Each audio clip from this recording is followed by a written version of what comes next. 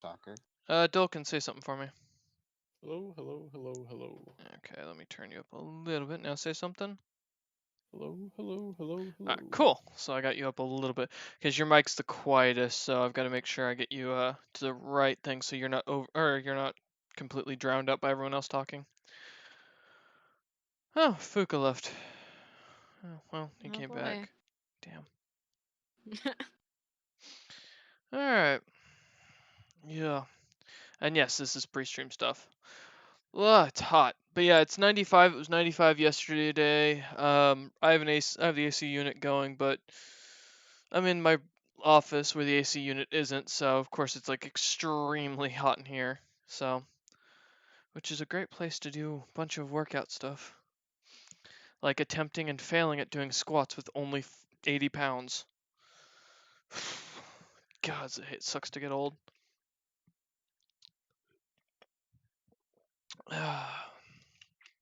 So you guys excited for today's session?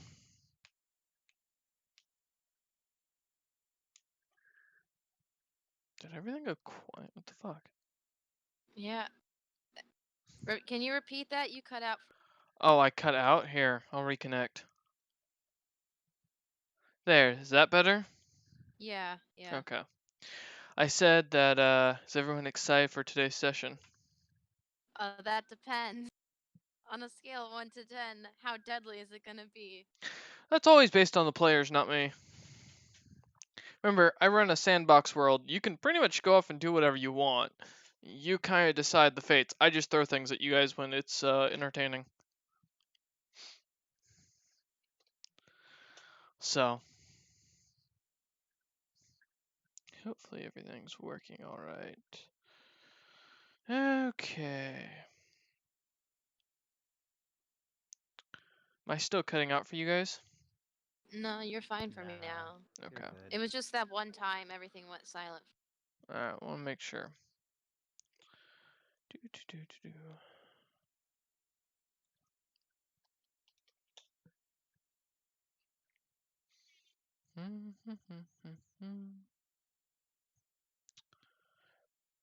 Okay.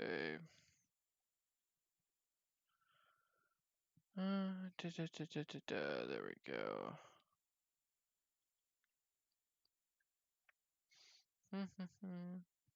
Okay.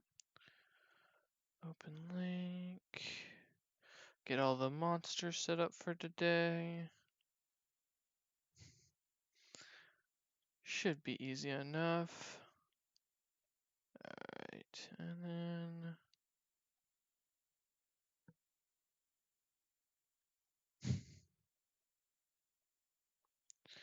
Alright.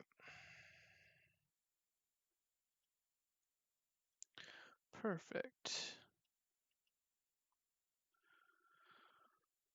Wow, that's really interesting. Huh, okay. That's... Why is that? Oh, okay. There we go.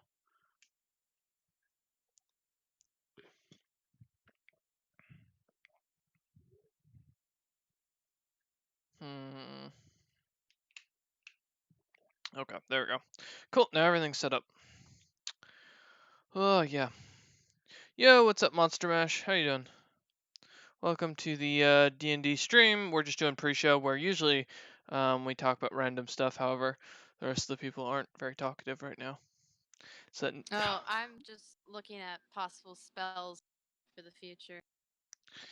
but you're a bard. Yeah, I'm looking at bard spells. I thought bards, all their job was to do was seduce the enemy. Hey, you need good magic in case seducing goes wrong and you need to charm them or make them afraid or be useful in some other way.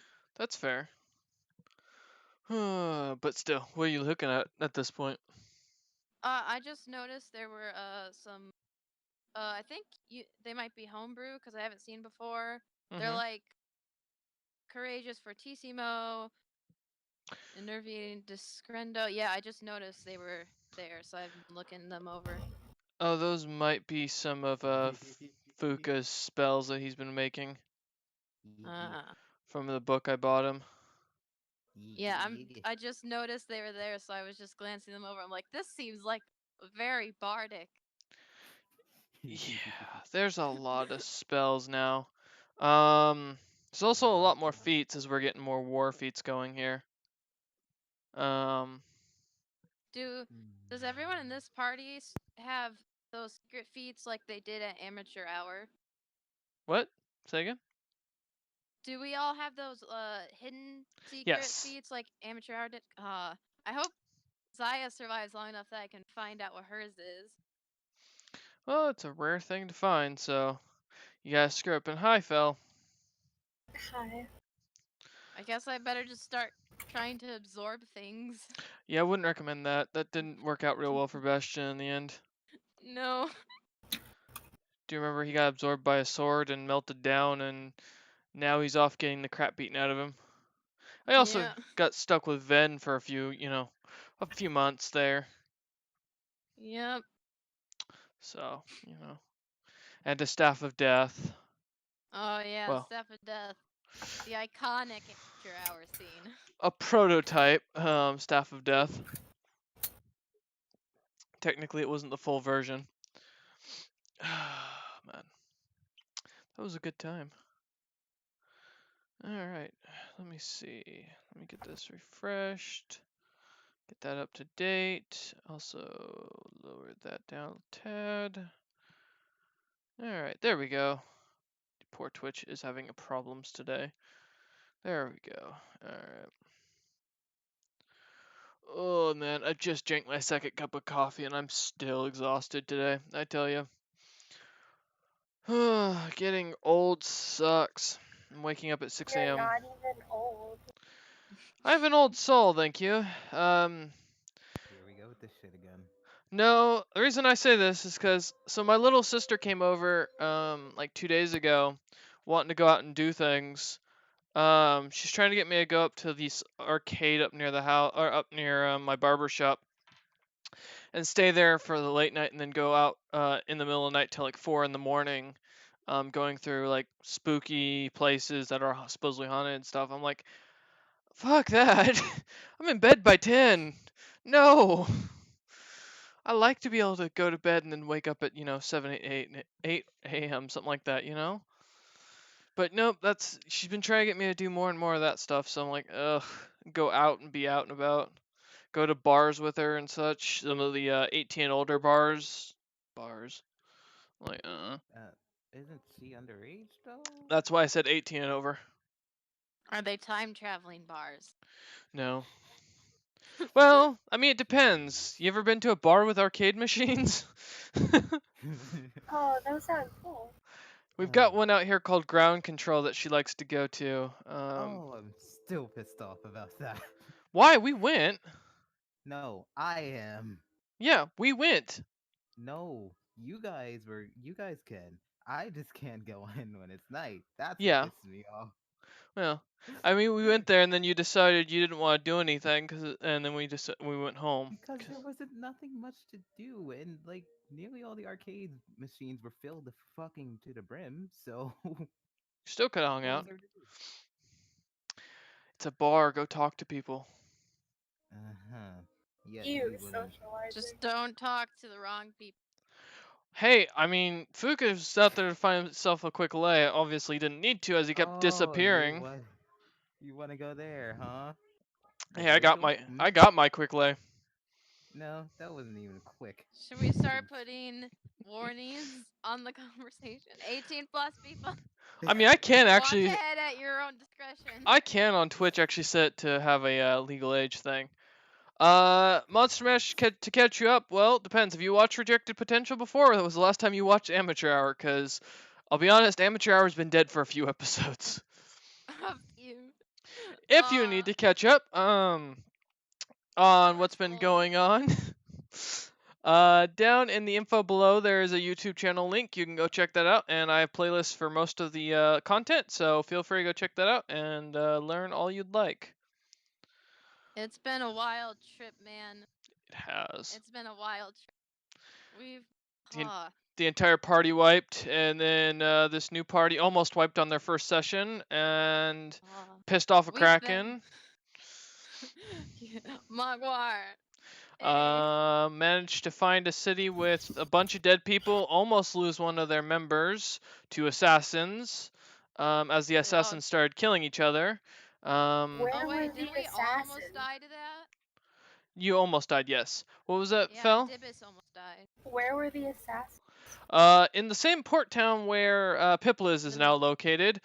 Before he arrived, the assassins ambushed the group there to kill King, who was used to be who Venzorwin now inhabits the body of. Let's see. They killed him. However, thankfully for Dibus's teleportation ring that I gave him, he was able to get away. The party then Dibus. got attacked by what would be the equivalent of Darkspawn, and had to fight a horde of them with their newfound Null friend, after losing their Lizard Folk friend, as well as their Changeling. How did you lose the lizard? Well, She Lizard left the Folk, group. she left the group and decided to go on her own, and same with the other Changeling. The assassins are the magicians I told you about. The one with the burning cat scene. That's when Dibus got his 2 nat 20s and straight up killed him first I attack. remember. And then Dibus and I almost died, and everyone almost died because the cleric didn't have any healing spells. It was just a bard and her cat. Yep. It was a bad fight, and then Zaris managed to swim his way up and showed up after the fight, not really caring to be involved with it. The assassins turned on each other, and now one of them's dead. Farlar actually died during the Grim Legacy one-shot. He got himself teleported to another realm where he immediately disintegrated. What? Yeah, long story. Is he the one that the one that fought with the other Yes. cat? The one Houdini. the one, yeah. It was Houdini, and then I can't remember the cat's name, but yes, that was The evil cat. They worked together, and then Farlar tossed the cat into a bag of holding, and then burned the bag of holding. Whoa! He also spared us. He was just because I think Zai was the only one conscious near the end of the fight, wasn't she? Like almost. So dead. was Never's Lizard Folk, but that character Yeah. wasn't doing anything So because she had no interest. He just looked at Zai and was like, "You just want to end this fight?" And Zai was like, "Yeah, that'd be great if you leave me to bleed out." And so he left. And I guess things ended up okay because Zaya's still here, regretting life choices. Group got together. The town was dead, and corpses were pushed off to a back room.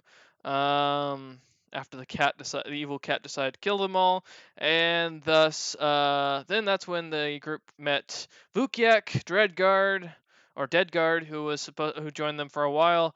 Vukiak, the last surviving of the Gnolls kingdom, who had managed to thaw out after a 11th level spell had been cast on him and his entire castle and people. Really? He was in ice? Mm-hmm. That's pretty.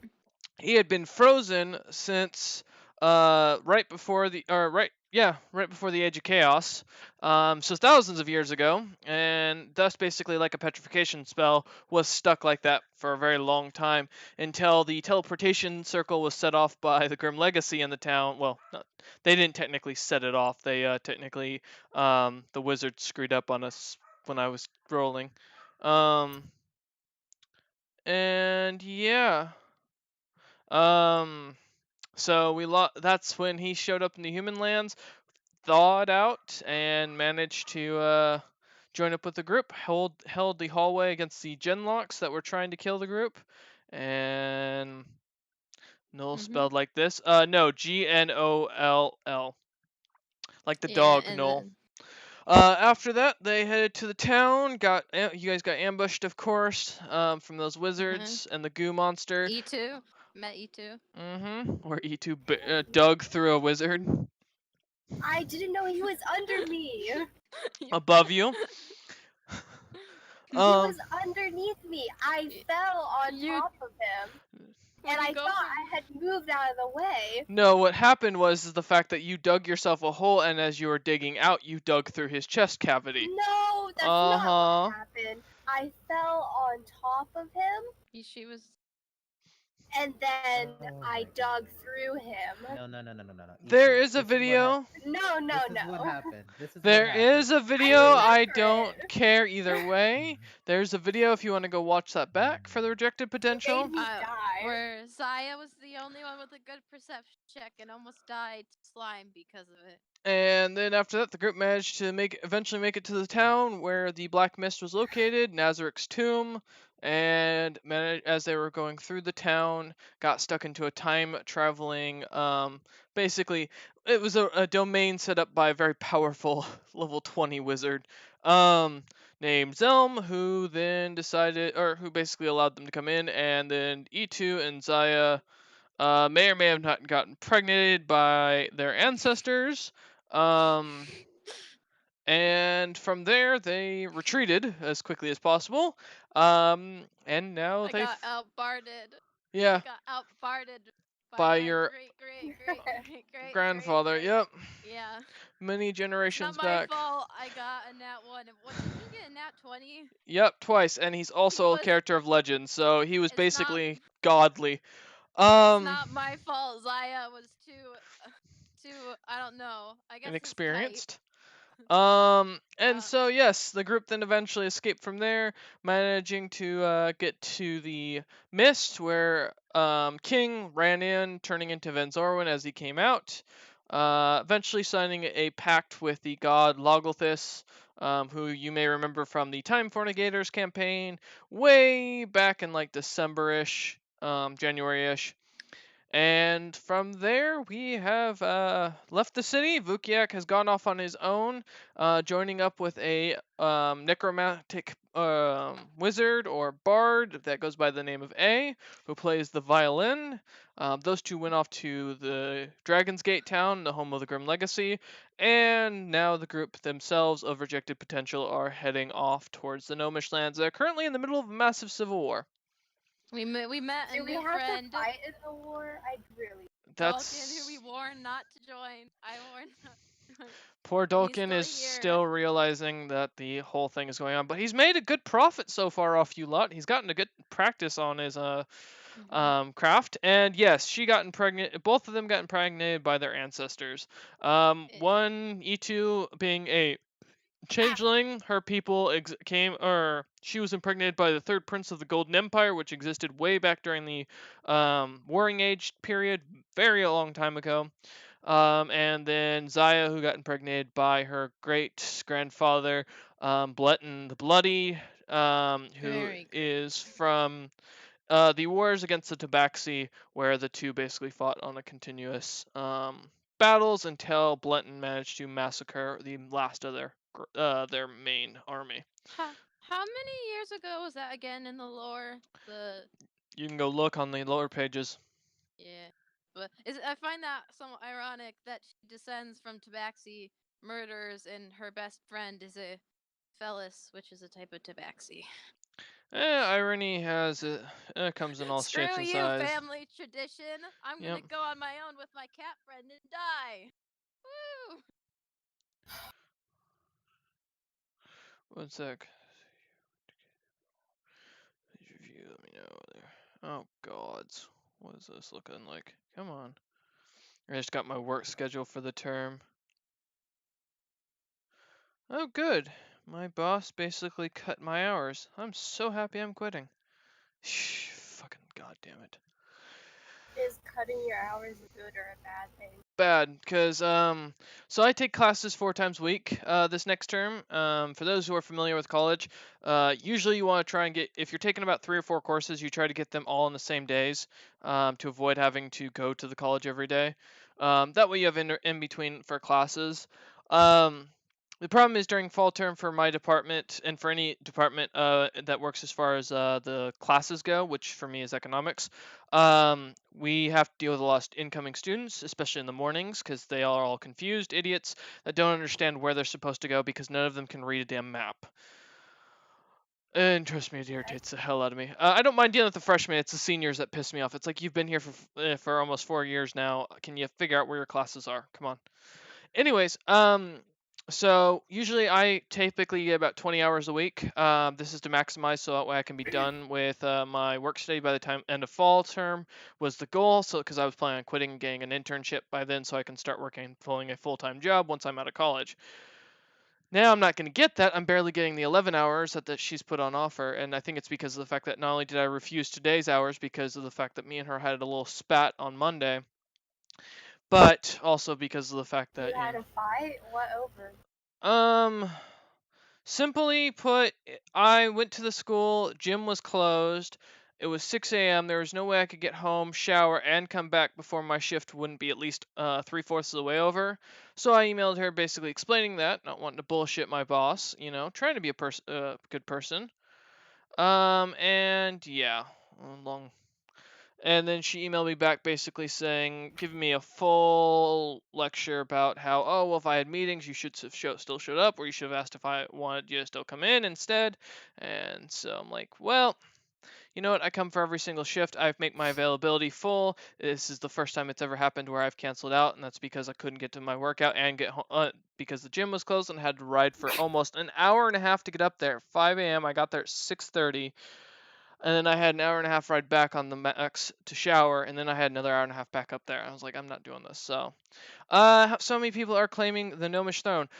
So there is a king on the Gnomish throne currently. He basically works with a organization known as the Bronze Mask, which are basically kind of Gnomish xenophiles. They don't like other people or other races, and they're very big on pushing for Gnomish ideals.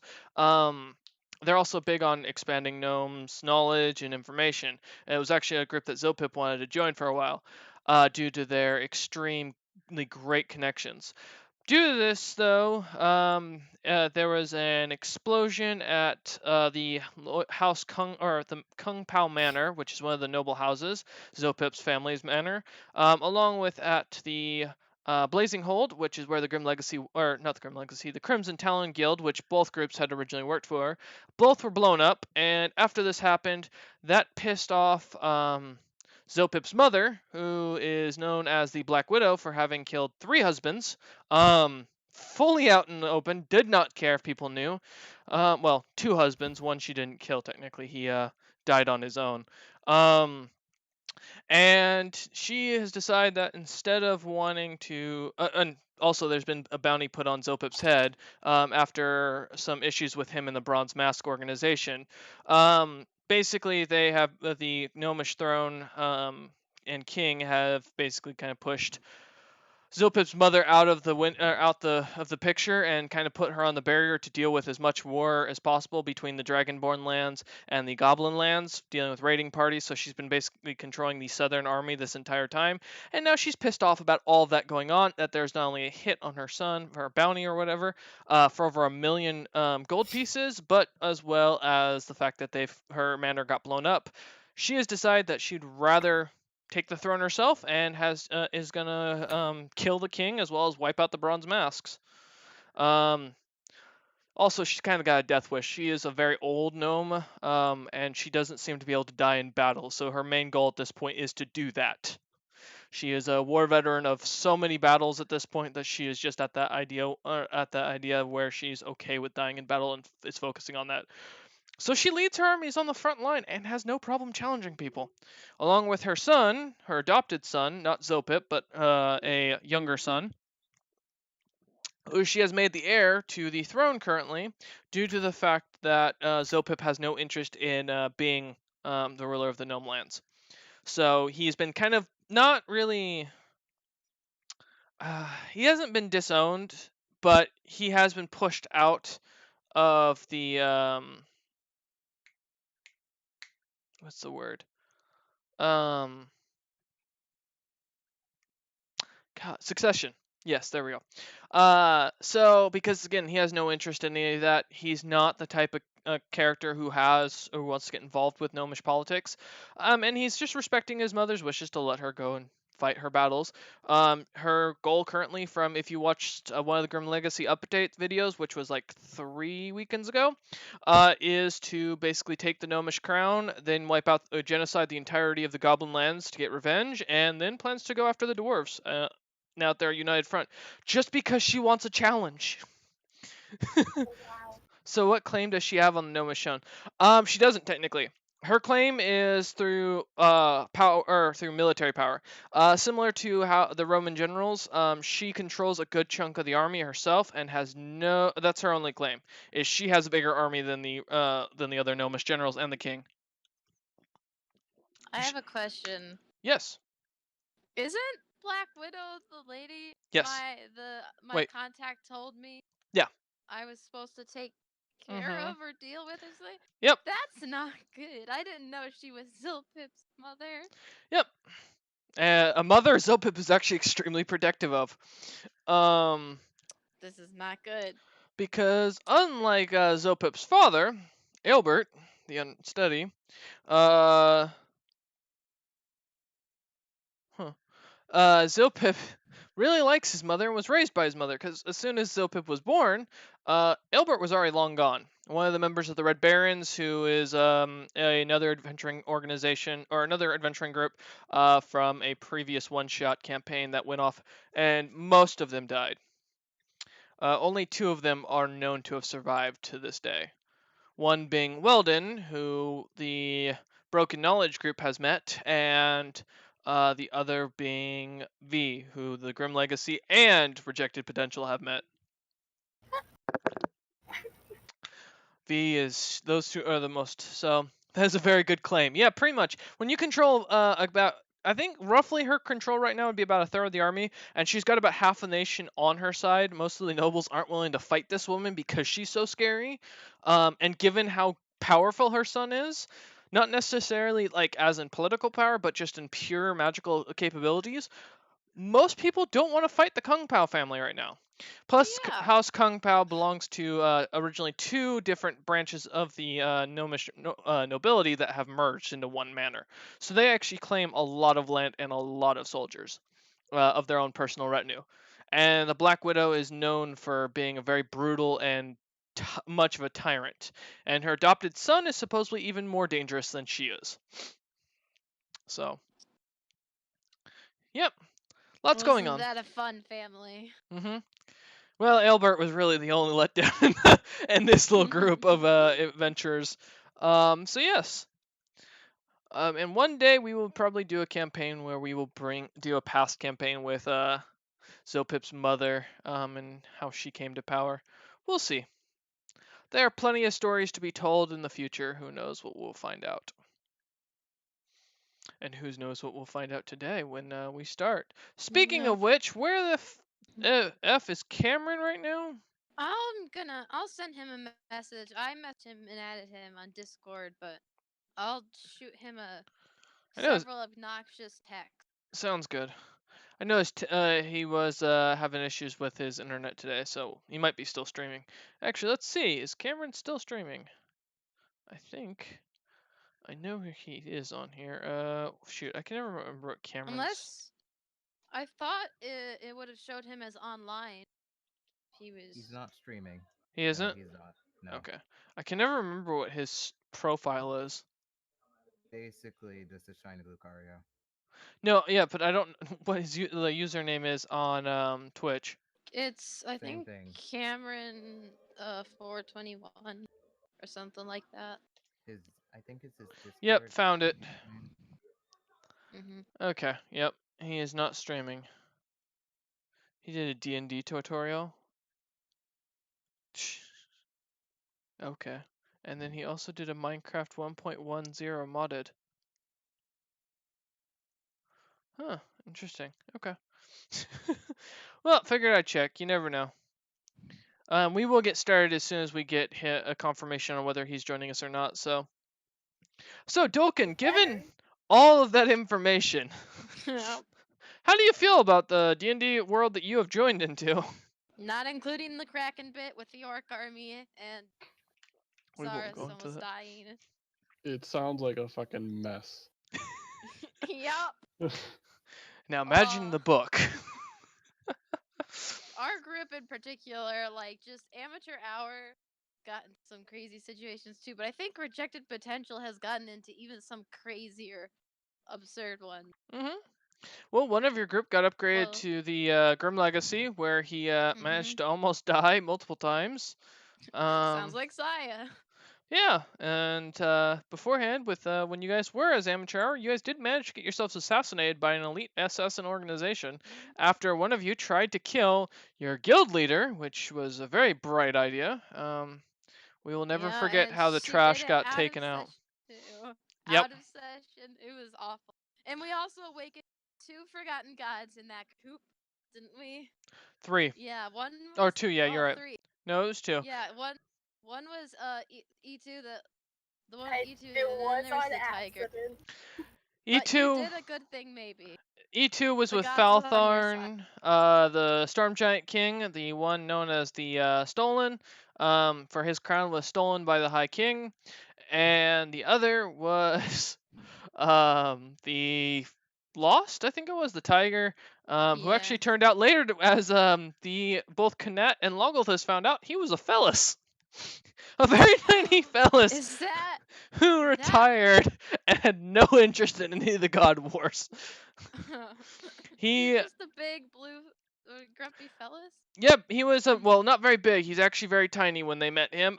He was a tiny blue fellas who, basically, the story as they found out is that he had founded the city on founded a city on the what we now call the Isle of Man, and found the Red Lyrium below and had managed to seal it, and that would be what would kill him eventually, is putting so much magic into it, and that would also be what gained him the ascension to godhood for a good chunk of it. And then, of course, the Crystal, who the Time Fornicators woke up when Welf decided to break the Crystal Lizard over, what was Cameron? Yep. The Crimson Shield, or Cameron's Dragonborn character, after throwing up a Christmas tree on his face. Torin? Are you talking about Torin, yeah, Torin. That one. Yeah, after throwing up a Christmas tree on Torin, from that magic, the chocolate box. Yes, he threw up a Christmas tree from a candy box of possibilities and then crushed the lizard that the god was sealed inside. Now that lizard had taken over a character known as Toutler, who, again, many of you who are older fans will remember was the Dragonborn character of Tren's first or second D&D character ever to be made, or third, yeah, because we first had his no, it was second, I think. Yeah, it was second because he had the Joker, who was his bard elf that got himself almost killed and ended up with a mental issue where he had an extreme fear of hill dwarfs. We won't go into why. He may have met a descendant of the High King in the modern day, who did nothing but drink and hit people. And then his second character, Toutler, as we'll always remember him, who started out as Tau the Magnificent, and then later would turn into Toutler the genocidal dictator. So, this has been I really wish I had gotten those recordings for YouTube. Oh, those memories. Oh God, I will never forget. And this is why we do D&D. Because while we do this, me, Fuka, and Wolf have been writing the D&D books called currently the History of Silencia is what the working title of the book is called. And for those watching at home, in eventuality, maybe in a year or two, we're planning to publish this book. This will be of the age that you guys are currently seeing with the Grim Legacy, Rejected Potential, and Amateur Hour, as well as the Time Fornicators. However, the Time Fornicators was about 10 years previous to what we are at now. And we do plan to publish this book, along with its own game style and stuff like that. So we won't be taking away from the Wizards of the Coast and won't have to deal with any copyright issues. As well, at that point, me, Fuka, and Wolf will also start working backwards in time periods to work on each age and expand the lore according to what the world would know at that point. We will be looking for future writers from our D&D group, but we'll see how that goes, and, they all have to get my approval, which, God, I'm hard to please. So we'll see how that goes. And eventually we plan to get artistically designed races and everything like that. However, thankfully, As the DM and someone who used to be a game designer, I had a lot of leftover art from my own fantasy world that I had designed called the Clash of Legends series, which might eventually become a side little one shot I do from my own world. Because I have a lot of lore on that stuff that I might do. Not sure yet. I might make that a split realm. Or who knows, maybe that you'll find out that the Clash of Legends universe is on the other side of the globe. But we'll see. So, because as of right now, Fuka and I are in a very harsh debate on whether we want to redo the map entirely and fix it up. He doesn't like that it looks like the Earth, and I just don't like the idea that it doesn't, because I like easy maps. We'll see how things go as time goes on. No exact maps have been drawn out perfectly yet. But yes, when we do publish the book, we'll make a huge announcement about that on here and YouTube, and we'll let people know where they can find it. So, look forward to that. All right, Zaya, is there any word from him? No, I could, Probably his internet is out. like, try to call him, but I texted him and he hasn't responded. I'll tell you what, I'll give him 5 more minutes, and if he's not here in 5 minutes, we start without him. Is everyone okay with that? I'm gonna drop out of the call for a second to call him. Sure. Try to get an answer. I'll be back. Sounds good, Lee. But yeah. God, we've got a lot of work to do. Oof. The writing's gonna be hefty. And someone's eventually gonna have to read through all the lore and make sure it's all coherent. Although, me and Fuka have realized. Oh yeah, Dolkin, I was gonna warn you about that. Sorry, Fuka, to interrupt you, but one sec. There is a bit of an error in the beginning writing of the Age of Chaos compared to future writings. So there is some clash of information. If you have any questions, feel free to come ask me. I will explain which is actually the real answer. But yeah, there's a Age of Chaos got written before I wrote any other lore, and so a little bit of it's gonna have to be refixed and redrafted to fit with the rest of the world, as a lot of some lore will always be the case when I forget things. All right. So, like, we still gotta do the fix up the Pope and add him back into the world because Fuka reminded me I'd forgotten about that. Or the fact that I forgot that gnomes, gnomes and dwarves were all one people at the time of the Age of Chaos. Shame, just shame. It'll get fixed. Like I said, once I've got the founding of all the races done, that'll be when I start doing it. Also, that is something I'm thinking about doing on the side. So for those who are big into our D&D universe, I am debating on doing readings for the from the history of Silencia, as far as like the foundings go. We will see if I do end up going through with that, or if I do a video series on YouTube of it. I'm 50-50 right now on if I'm going to do that. Excuse me.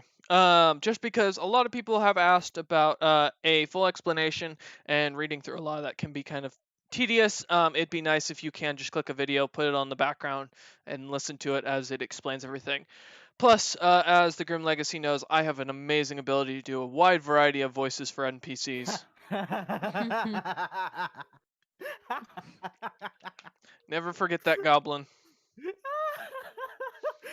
telling yourself that, buddy boy. Never forget that goblin. Also, what's even better is the fact that Greg was always supposed to be a background character.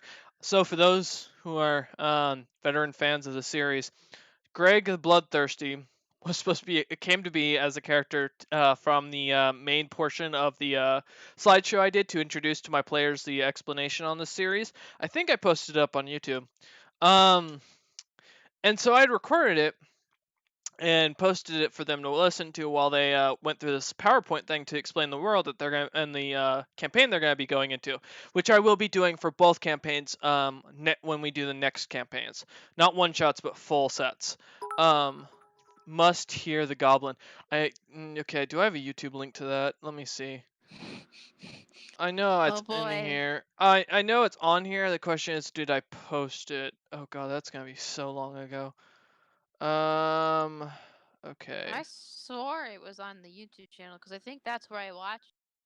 Probably, because I think that's how I did the introduction. That would be way before the Dragon Age stuff started. Oh wow, I forgot we did For Honor way back when. Okay, so Amateur Hour Session 2, there's the Grim Legacy Session 1. So was it on that I did it? Or is it that I posted it? Yeah. Oh, for those wondering, I also have a YouTube series. Wait.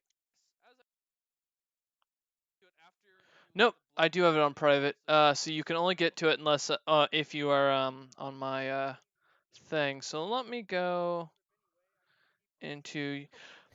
Yeah, there's also the Brotherhood of the Traveling Boots series on my YouTube channel. If you want to check that out, that is, if you want to see what it was like for me to be a player and not a DM, that is on there, and you can check that out. Wow, I would love to watch you suffer. Oh, it was bad. My dwarf on there, you'll recognize him. His name is it is Stone, and he is the OG version of the High King, way before I added intelligence or anything to it. To give an idea. Okay. Let me see. He sure is stoned. I was, yeah. Let me see if I can find this video. A snowy night. Potions of purple. Pretty's gotta remember that. Yeah, I was just looking and I realized so far Rejected Potentials survived like 4 or 3 sessions longer than Amateur Hours, so yay us. Mm-hmm. Yep. Okay, so there's Amateur Hour video 1. So I know we had a few sessions before that, so let me look. Yes, so I have made them unlisted. I will make them public. And religion. Oh, there's 2 of them. Oh, gods. Alright, yep, let me save that. And then, can I add them into... I'm gonna have to create a new playlist later to do this. For right now, let me, open these up in a different tab and get you a link, for these terrible, terrible videos. Where's the link? Oh, wait, I can create a new place from here. History of Silencia. There we go. We'll just create a playlist. Done. Save. And then, yeah, open link in another tab. That was for religion. Yeah, because I kind of went through and explained a good bit. I really should have sent you this, Dulkin, so I didn't realize that. I didn't even think about that until just now. But yeah, let me go ahead and then jump on to the channel stuff and we'll get that going. We're going to start here momentarily. I'm just fixing this up right now, so that way we can get this up. Okay. And then can I... Oh, I can't move them. That's okay. Gods. I gotta edit that later. Alright, so if you want the playlist, and hear the history and the terrible, terrible goblin voice I did, there's the link. I don't know what accent that is, I'm gonna be honest with you. It was bad, it was terrible. And here, Dulkin, you can listen to that later if you really want to laugh at the DM for his, and understand why I don't do voices and rather try to do personality. Oh man, it was terrible. Okay, so we're gonna start though. Without Cameron being here, that's his own problem. That's he's not here. Let's get things rolling. Is everyone 10 BRB? Thank you. All right, just more and more bits. Every cent counts. Okay. Welcome back, everyone, for those who are watching at home, to the D&D session of the Rejected Potential. And thank you for suffering through the pre-show where I explained a bunch of stuff that really didn't matter. Last time we left off, the group had managed to get together, deal with Piplis, and get on a ship full of what they believe are zombies. To put it simply, with a bit of supplies and equipment for each of them, Dulkin managed to create a few extra items for the group, and otherwise they have managed to relax and contemplate their decisions as they head into what would be the equivalent of the Mediterranean, heading towards the Gnomish lands and the massive civil war that's going on. As the group manages to suddenly awake the following morning after spending a little while at sea. The group can see off in the distance a small port town that seems to have a rather large stone wall surrounding it. It looks like it's been beaten down pretty hard.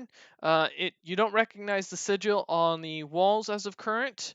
However, you do notice that the city seems to be surrounded completely by an army with a sigil that looks rather familiar to pretty much Zaya and Dolkin as well as Zaris. E2, oh well, and E2 actually. Everyone in the group would have recognized this. This seems to be the sigil of the House Kung Pao. The army seems to be, if you had to give a rough estimate from the distance at sea, to be numbering around 10,000 strong. And all you see in the village, it seems to be, is there aren't many soldiers inside the small fishing town, but what few soldiers there are up on the walls and seem to be watching everything. The port seems almost completely empty as you guys start to row in. So, and we begin. Does anybody have anything they want to do before you guys make dock? I don't want to fight anybody. You're gonna have to fight people, sweetheart. I'm gonna. Well, how close are we to the dock? You're gonna be there within moments. Okay. I call out to my dolphin. Okay. And I tell it. Well, no. Fuck. I tell my dolphin to go hide because this may be ugly, or at the very least, stay very far away from this side of the area because I believe dolphins use. Well, no. What type of body of water is this now? This is freshwater. Okay, then yeah, I just tell my dolphin to scurry away from this crazy gnomish hillbilly town. All right. The dolphin kind of gives a loud yip and turns away and swims off. I'm just strapping on my armor, and then as I do that, I'm putting on Blessing of the Forge Okay. in my armor. All right. As you get your armor up and get your blessing on, E2, what about you? Is there anything you want to do before you guys make port? Is there anything on the boat we can bring with us? Other than your own packs and weapons, it doesn't seem to be anything else set up for you. Dolkin's the only one who really had any materials handed to him. Alright, I guess let's go. I don't want to fight anybody. We talk ourselves out of the situation. We need be. Or we run away. I'm not Is much of a there- runner. Yeah, no kidding, Dolkin. Yes, Saya? When I was looking around the boat last session near the end of it, did I spot any possible like gold coins, silver coins, bronze coins, anything like Mm. that? Nope, no coinage seems to be had. Nope, just zombies. Just Mhm. zombies I stared at and my bad fencing skills. You can bring a zombie with you. If they listen to us, Zilpip did kind of control them. Can we bring them with us? Use them as meat shields? You don't know. You've not talked to Huh, any of them. hang on, wait. I'm a bard. Let me look if I have. If they follow our orders, we could ask for their Have assistance. they been doing whatever we say, or have Nope. they just kind of been? No, that's what I thought. They've They just been kinda, doing what they have to keep the boat moving in the direction they were assigned. just Well, like employees. I want to ask them if they can come with us. Okay, E2, give me a way you want to ask them, or how are you gonna ask them? Hold on.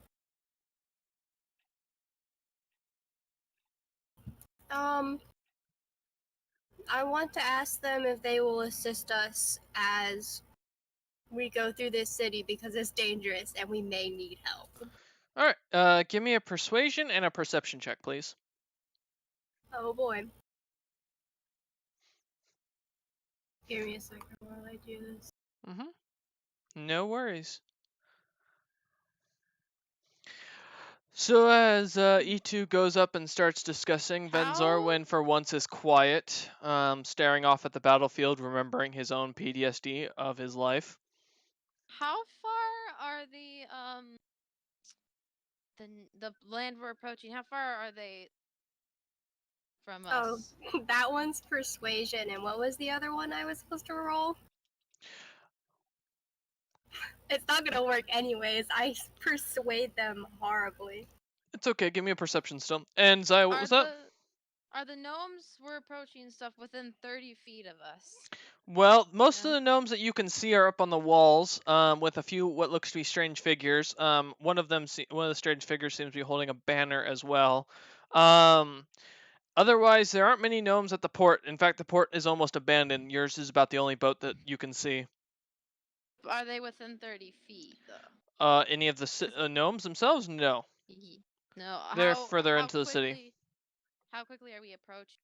You're gonna be at the port in mere moments as this boat's coming up. 'Cause I got Wow. Belle. All right. I know. E2, as you try to convince them, asking them, the zombie seems to completely ignore you. But what you do notice is that something seems off about their bodies, as it seems almost like they're sewing marks or big pieces of patch, and almost like someone had sewed pieces of them together. Can I? Oh my gosh. I want. Never mind. Horrible idea. Okay. Yes, Zaya? Can I do an Arcana check as we're approaching, Sure. just to get a read on this situation? What are you checking specifically? Didn't you say the ones up on the wall holding a banner? Didn't you say? Yes, but that's far off. This Far may off? be a small town, but it's not that. It's not like it's a one-person village. This is, from what you can guess, this village seems to be about 500 population, most likely. This looks to be mostly a fishing village, nothing of major value. The port we're going into. Can I use the Arcana to see if there's like any protection spells, warning spells, stuff of that nature? Then. Sure, give me an Arcana check for that. Yep, here I go. That reminds me. I got a 5. If I was Tikva, I probably would have gotten better, but. You sense no magic coming from the area as far as specified towards that. Wait, can I roll? Can I roll for Dibus? I've never asked that. Yeah. Oh, sweet. Hang on. Let me go roll for Dibus then. Maybe Dibus, now that he's a cyborg cat, knows better than I do. Well, he got a better base roll than I did, that's for sure. Let's see, Arcana modifier.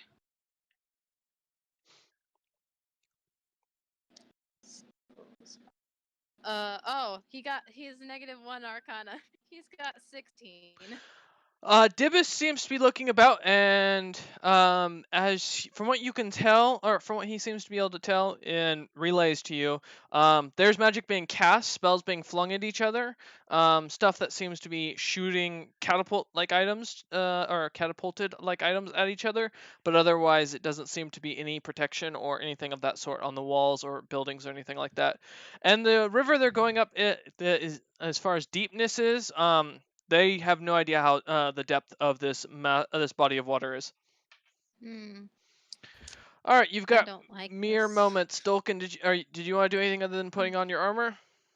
Nope, I'm just making sure everything's strapped on. I'm not going to lose anything. I'm ready to go. Are you taking what's left of your materials with you?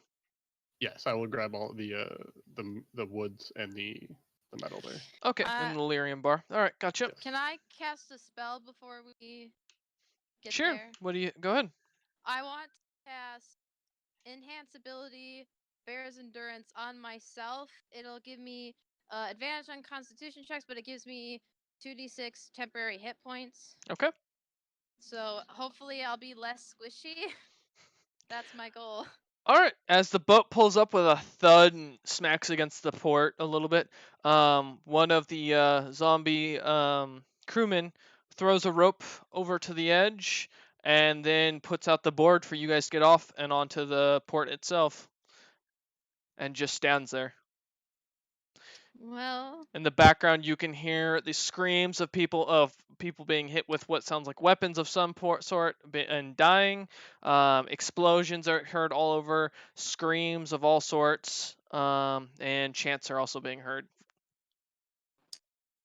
well, Cool. Let's go. how far away are we from all the noises at this point?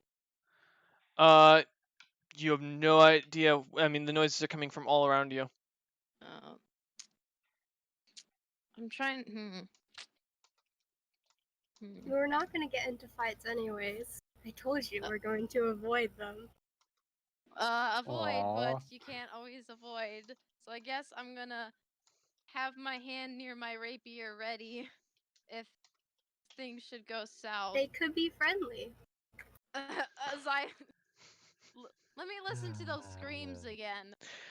As you guys get off and start walking onto the port, Venzorin following up in the rear, as per usual, you notice that the crew suddenly vanishes. Oh, Great. The boat's still there, Yay. but the crew's gone. As you guys continue heading into the city, you've got directions at this point. You have north, south, and east. West, the port is west. There are walls on all three sides, and you can hear screams, explosions, and the sounds of fighting and clashings of weapon on all to the north, east, and south. However, that group that was carrying the strange banner and didn't look like gnomes was off to the east.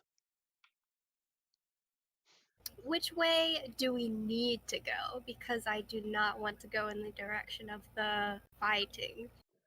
The entire city is surrounded by fighting. The only way to go that wouldn't have it is back into the water.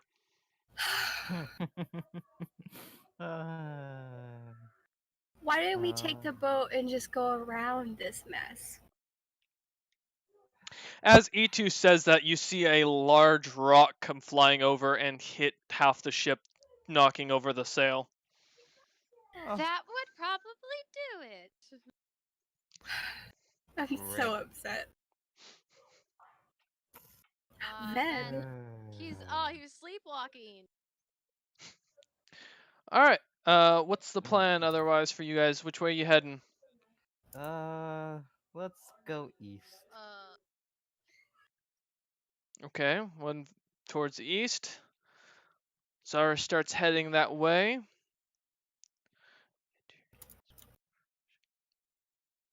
What? I'll follow behind. Okay. I'm like kind of low key giddy. Like I'm ready to fight. Like Oh gosh. I'm pulling out my shield and I got the hammer in my other hand. I'm ready to go. All right.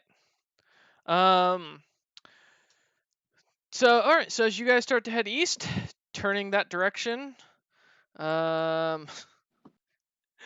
heading towards the screaming, fighting, and other banners. The sounds of battle gets louder as you hear people screaming out orders to push the ladders over and to get up the ladders. Arrows can be heard flying left and right. The occasional catapulted rock will hit a town or a house nearby. This doesn't seem like whoever is sieging the city has breached the walls yet. The town still seems fine, besides the occasional, house explosion. Do we see any running civilians, like Nope. screaming people? No? The city almost seems dead, if anything, as far as the people Maybe around they inside. evacuated. All right, as you guys continue heading that direction, Zaris, Zaya, and E2, give me history checks. All right. As you guys come up towards the walls and you finally see this group with their holding up their banner. Should I attempt making checks for Dibus or just nah? That's up to you. Dibus wouldn't be. I'm not asking for Dibus's role in this case, though. I know. If I have a bad roll, I want him to help me, but I guess I didn't even. Oh, I 13 got isn't too bad. 15. Okay. Got a 15. All right. With 13, the banner seems somewhat familiar. You two. You don't know what, but you know it's not nobility-wise. I mean, you're not a big fan of studying books on nobility or politics. It's Of never course, interested I'm a you. dog. But you do recognize that that banner isn't nobility. It's too crudely made. It seems to be of a red raindrop on a black background, and that's all that's there. To I don't Zaya. know if they're friends or foes. Zaya, this looks familiar. You recognize this as something known as the Bloodthirsty Dwarven Company, a mercenary company of old that was really well known back in the day during many of the battles that the dwarves fought, as well as they sold their sword pretty much anywhere they went. Zaris, you recognize this. This is Greg's banner, his personal banner from his golden age, and when him, Tenem, and the rest of the Zarzius family went into battle together and fought continuously during the many wars. This is a banner that instilled fear all about, and the mercenary group had been disbanded when Greg and Tenem had a massive fight. Well, time to go see our master. Well, my master. Let's wait. go. Brother, what do you mean by that? It's a mercenary Really? group flag. Yes. Really. This is Greg's flag. This is his Greg. band. As Greg. Zaris and Zaya start talking about this, Dulcan, you recognize the name Greg, as this is a very unique dwarven name. Typically, dwarves take a little bit more hardier name. Greg is, according to what you know from dwarven history and what you can recall off the top of your head, was a very famous warrior and leader of a mercenary group. In fact, he's probably one of the most dangerous people in the dwarven empires, and has managed to personally kill an ancient green dragon in single combat, according to history. I will look at Zari's like, we're gonna fight with him? He's dead. No. I don't think Huh? we'd make it if we fought him. I'm not fighting, not fight him, fight with him. Yes, Are we on his side? I mean, I haven't seen him in over like what, 2-3 years? It's been a while, and we He's didn't actually dead. do good on that one mission. Well, It's time to go see my master. if Let's he's go. dead, then whoever's aligned with him in this banner isn't. And I would fear those who make close companions to Greg. Yeah, sweet Zaya. Who is the good guy in this situation?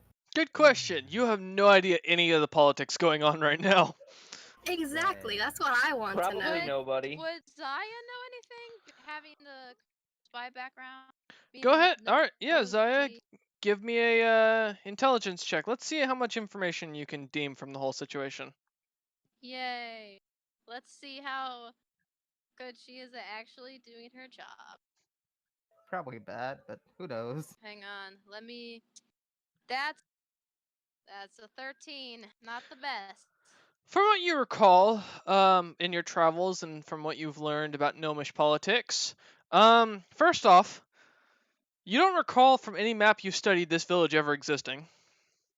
There was no village like this when you traveled through these lands in the past. The gnomes aren't very big on naval capabilities, and there are not many who do have fishing villages. Secondly,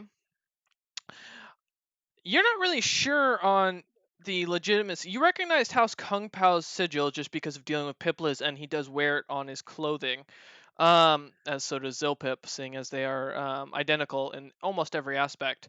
But you're not 100% sure if just because the sigil's out there, if that means that this is what's going on here. You don't know the overall arcing politics of why they're fighting each other or what's going on. The only information you remember or you've been able to be told is that you're here to hunt down the Black Widow, who would be the leader of House Kung Pao. Which I'm not. Now knowing who she is, the mother too. Not looking forward to that. guys, I have an announcement, which, Dulkin's probably weird for you. Everyone else, we've been in, disappearing, vanishing, magical time traveling bars, but, this town has never been on any map, and I've been around quite a few places. I travel. Also, gnomes don't really like fishing, so, the fact that there's this unknown fishing town is a little, eerie. We should be very worried, more so than we already are. And yeah, that's what I've gathered so far, just looking around this place. Dear. So to identify basically and to give a full synopsis, she has no idea who the good guy or bad guy is in this situation. Okay, there, guys. So I'm going to cast my cantrip, Chameleon Skin, Mm-hmm. and use it on, well, basically the entire party, Mm-hmm. just in case. Okay. What's that do? The creature or creature's object touch gains the ability to change in color in order to match its surroundings. If cast on a creature or person carrying gears or clothes, the colors change to 2. It takes a 1d4 rounds to completely shift colors to match a background or change colors again for a new background. And luckily for Zaris, most of the background of the buildings and the streets are a dab gray because they're all made from the same stone. So we're all kind of Wonderful. invisible now. Chameleon. You blend in well. If someone comes up to you, they're gonna still be able to notice you, but it's a lot harder to notice you from a distance. That's good. Well, let's start walking. Let's get through this. But you wanted to go see your mentor first? Hell yeah! Well, we should do Want that. to is a strong word. Ven gets some of his PTSD back from when he met Greg. All right. And I will mention, Ven, one of the things that starts to hit you is the fact that you start to recall your days of your youth when you did fight in wars on a constant and all the blood, death, and destruction. And it does start to hit a little closer to home as the constant fighting starts to kind of affect you slightly. A little bit of PTSD as you start to regret having to deal with this situation. Oh no. Ven is shaking a little bit, but he's gonna keep walking. All right. Too old to give up, damn it. How well does he control his shape? Roll self-control. No. All right. So as you He's guys, over 700. He would control it fine. I mean, he already shakes with his age. Not if I get a good enough insight, huh? Yeah, can we check insight to see if he's shaking Oh, or not? I- You he's don't God, want to let do it. that because then he will bring up the fact that you fucked your own ancestor, Maya. Don't bring it up. Anyways, so as you He brings guys it up. Not a head good towards time. the town, or continue heading towards the town, or up towards the walls, Dulkin, you can start to hear the fighting continuously getting louder and louder as the sounds of battle. As you guys get up toward, finally making it to the stairs of the wall, you can see the gate is being smacked against with a small gnomish squad standing at the ready with their own weapons. Climbing up the wall and climbing up the staircase towards where the banner of the bloodthirsty are known to be. You walk up and you see I assume Dolkin, being the tank of the group, probably leads the group in this situation. Shield out and such. You see a very burnt-looking dwarf. From head to toe, you see scars of what looks to be charred flesh in strange markings as a man is cutting down left and right these gnomes that seem to climb up the ladder as blood squirts out and screams can be heard from below as he's barking out orders left and right to push the ladders back and to kill anything that gets over the walls. Wow. I hate this. Blood is seen everywhere. Bodies have been piling up. The screech of arrows flying overhead. Sometimes some explode, some just fly by without any detriment. Men are both holding the walls and climbing up, falling as being shot or stabbed or many other brutal ways. You hear down by the gate the sounds of oil being or some sort of liquid being poured down and screams of bloody death coming up from by the gates as the gate continues to get smacked with heavy thud one after another as these gnomes seem to continue to try and breach the walls. As you guys finally reach the top of the staircase, you see that there's about 12 men with similar designs on their armor, all dwarves, all with fully shaved heads and faces, which is very unlike normal dwarves. Most dwarves pride themselves at the very minimum in their beards and refuse to shave them from birth. Even some of the females take up in this tradition depending on their own personal backgrounds. And as you see this, the continual attack from each of them seems to be that they're outdoing the soldiers that are actually stationed here. And I'm as gonna. yes, go ahead. Which okay. Um, Judging by guess, the one that's heavily scarred, Mm-hmm. and from Zaris's remembrance of Greg, yeah, I'd say the one that's most heavily scarred could be possibly Greg. Just out of, well, just from Alice. I mean, not Alice. You Zaris's think? mind. Well, as you're starting to look about, trying to figure out which one Greg is, Dulkin, one of the dwarf or the scarred dwarf, looks at you, looks you up and down, and says, "Get your ass up on the walls!" I come and I start pushing ladders down and pushing gnomes over. He nods and looks to the rest Ben of you. is gonna do nothing. Ben is just gonna sit and watch. He's gonna pat you too and just be like, Is there this shit again.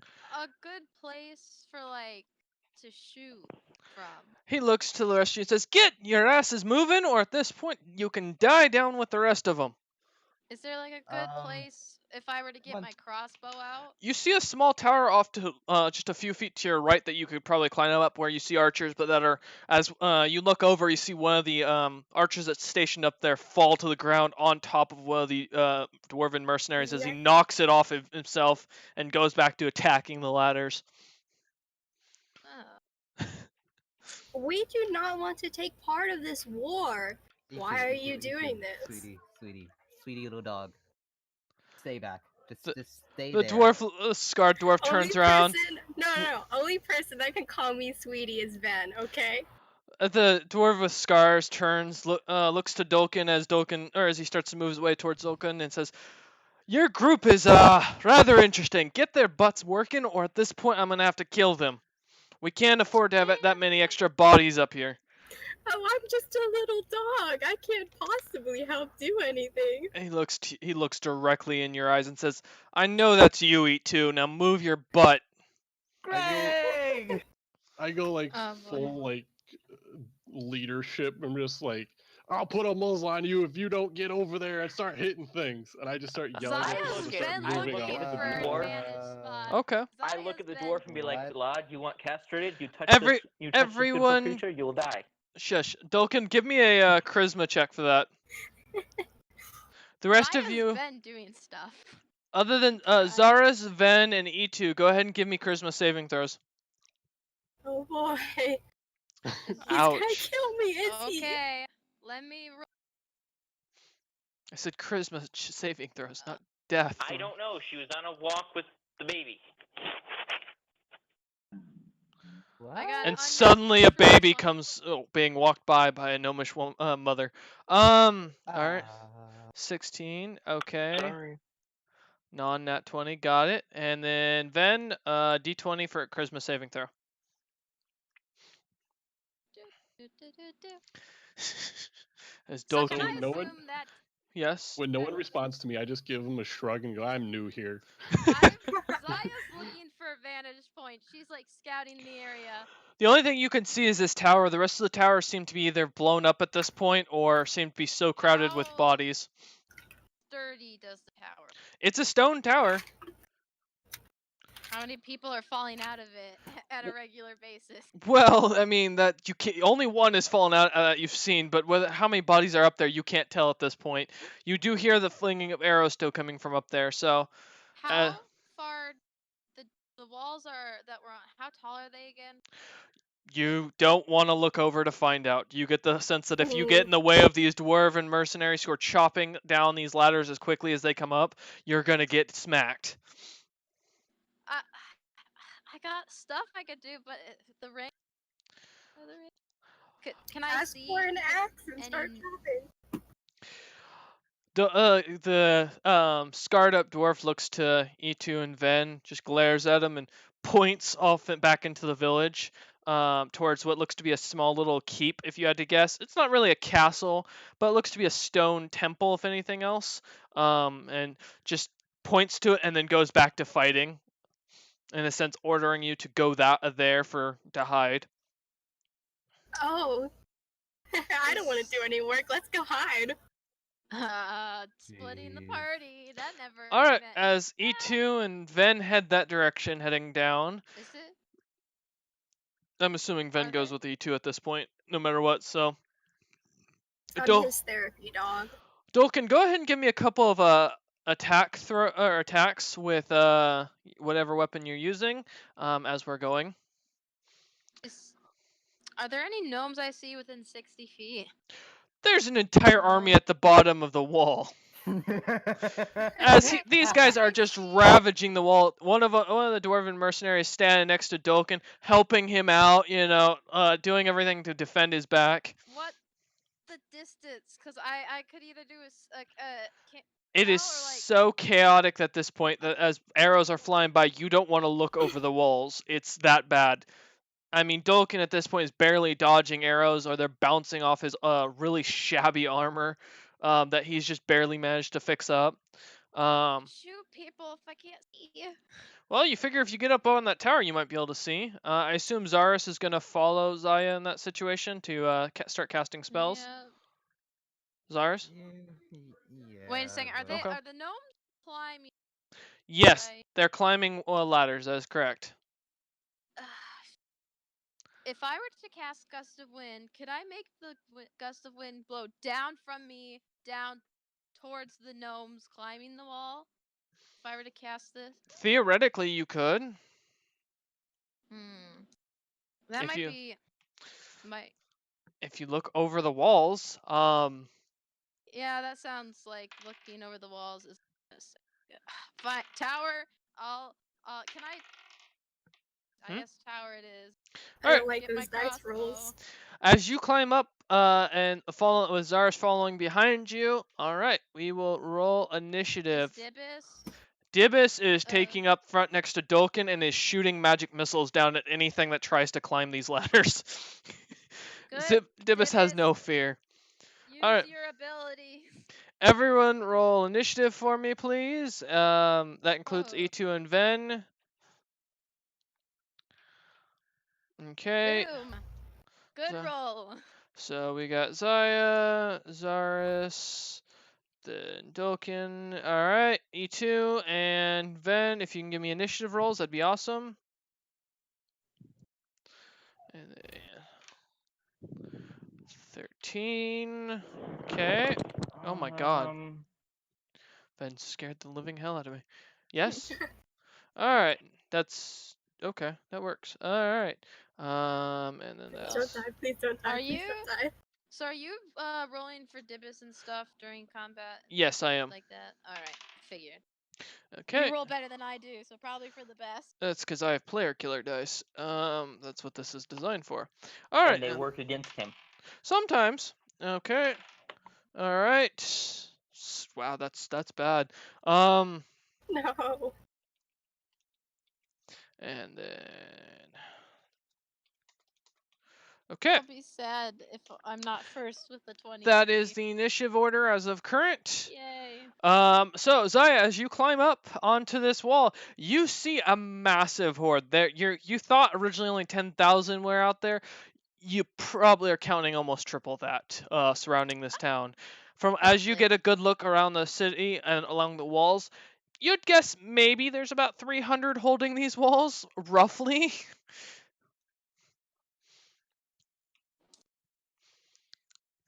So, Zaya, what would you like to do as you look out on this wall? How tall up is the tower? So as you finally get a chance to look from a distance, you're probably about 50 to 60 feet up. The that- tower itself, or the walls themselves, are apparently around 45 feet. Ooh. Mhm. Let But- me- They are made of basic stone, so you get the sense that they probably won't hold for much longer. Ooh. I would want to get off the tower personally, but that's just me. But yeah, but you too. You're also the one who's running away and hiding. True. Alright, Go ahead. I'm going to, I'm gonna lose my concentration, so I'm losing those temp HP, which I didn't like, but I think I'm gonna use my Mark of the Kraken, all light. Okay. I could do that up to 160 feet. Concentration 10 minutes. I can do it on within a 10-foot tall, 60-foot radius, Okay. and each creature within 5 feet of the point that I choose to strike lightning has to make a dex saving throw. I'm going to just plop that down in the middle of all those gnomes near Okay. the wall where I'm defending, and just in the center of them, let a lightning bolt rip. Okay. And what's the dex save? The dex save is 15.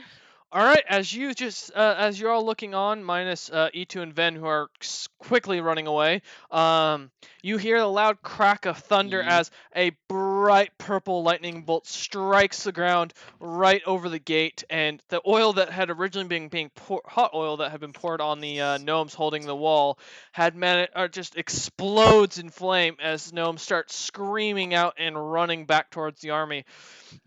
You managed to, from what you can see, Zaya, you see about 12 to 14 bodies drop onto the ground charred. Sweet. She's just like, I Nice. imagine her arms lit up from the Kraken power, so she's just like kind of cackling. 'Cause she's like probably not used the power successfully before. But while I kill these people, can I collect their souls from Mogwar? Technically, Like, yes.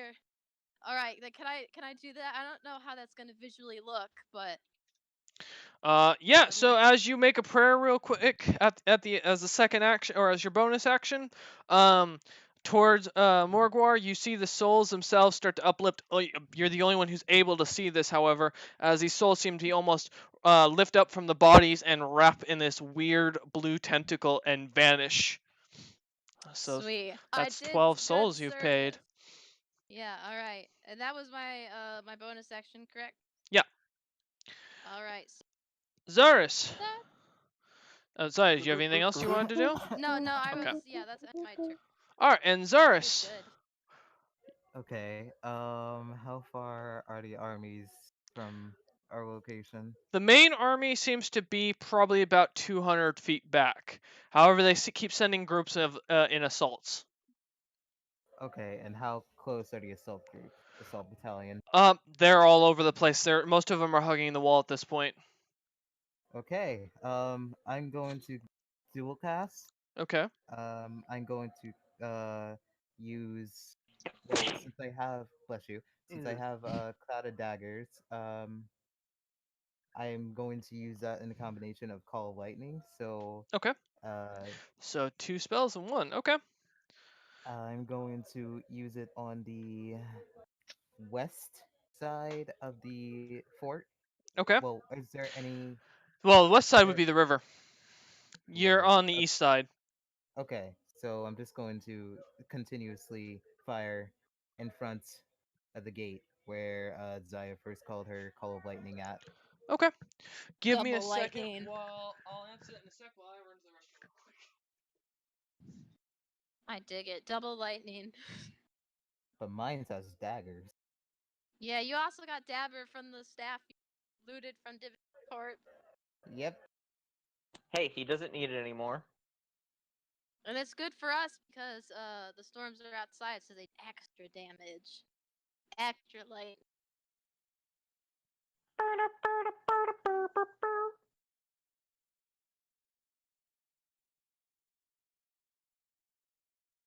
I guess it's a good thing I got in the tower to do that, but I'm also still worried about it falling over.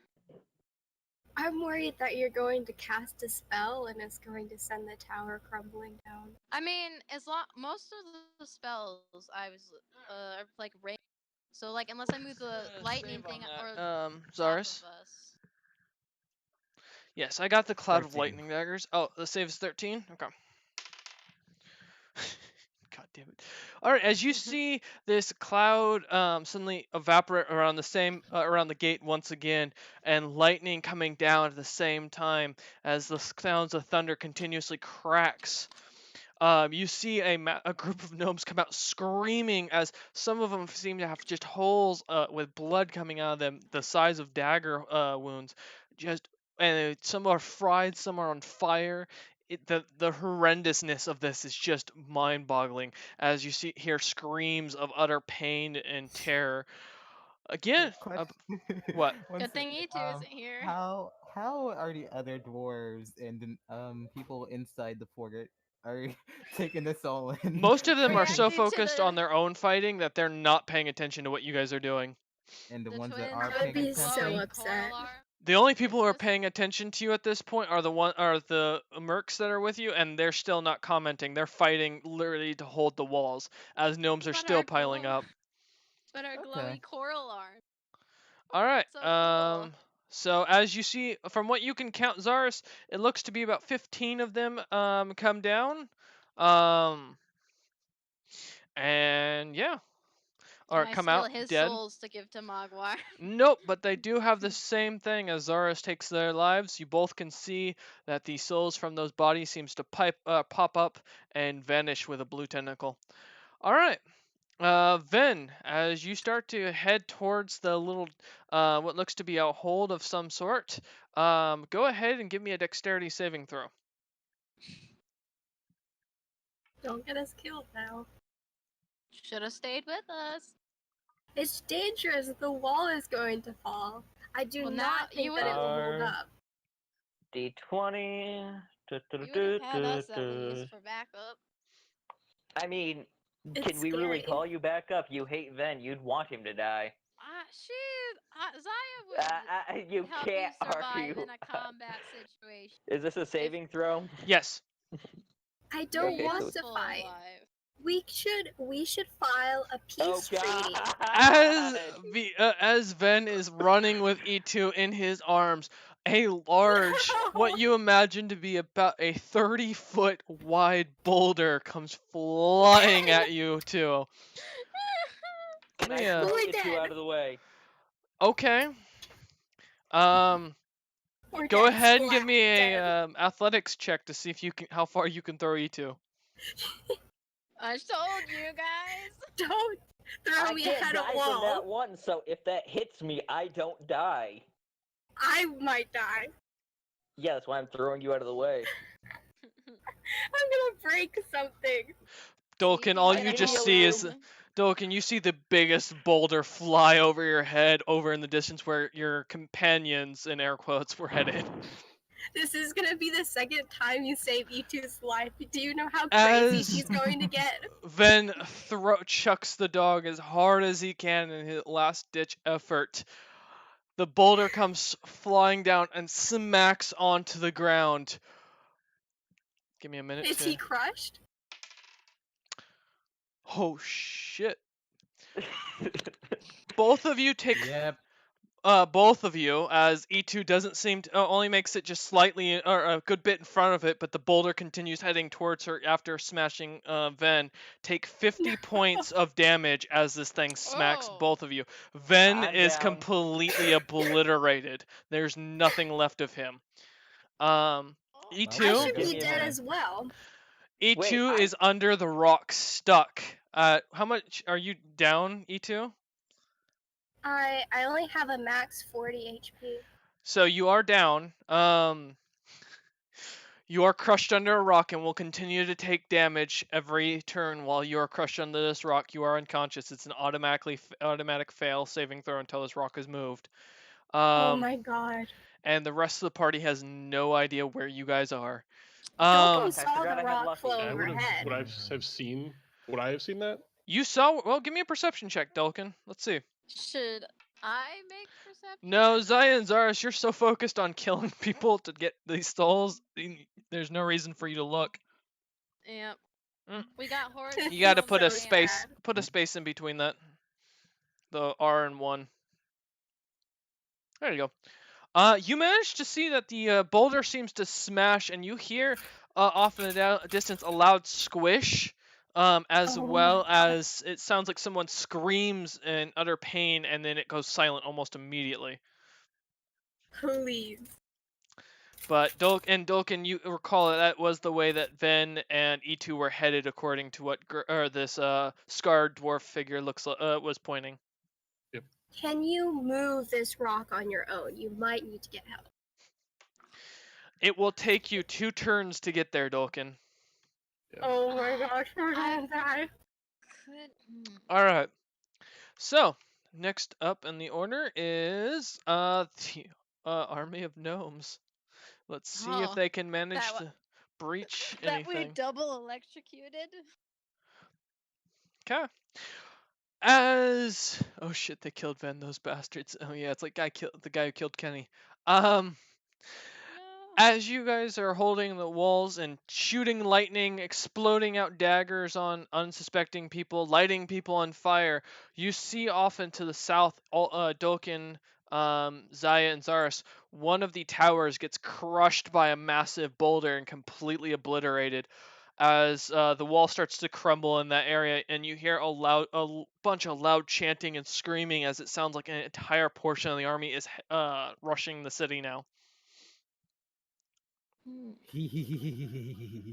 All right. Dibus is up, and Dibus is gonna. Dibus. Let's see. What does Dibus have? To the Dibus. He's got cyborg parts. Yep, I know. He is going to go ahead and launch more missiles at people, the best he can. So he is going to go ahead and do that, which is, goddamn, this is a terrible attack. As you see 4 gnomes drop to the ground as Dibus' right hand completely opens up and he starts shooting magic missiles straight down on people as these crystals start flying out of his arms. Not much help to Dolkin, but you gotta admit you've never seen a Tabaxi's arm open up and crystals shoot out of it. Gotta admit. All right, E2, that's a failed saving throw for you. Nothing you can do really to get out of this at this point. I'm just trapped here, Yep. dying. Dolkin, you're up. What's the plan? Well, I'm standing next to Greg, right? Mm-hmm. I look to him and go, I have to save him, and I'm just gonna take off running. All right. The big boulder. As you turn around to run, he smacks you on the back and takes your place and starts chopping at the portion of the wall you were at. I'm just gonna do a full dash for 50 feet. Okay, and you can do that twice since you're not using an action in this case. So movement and action. All right. It'll take another turn before you'll get there. Okay, and then the mercenaries, as you see the group do their best to hold. You see this group, which you now count at about 10 members, roughly.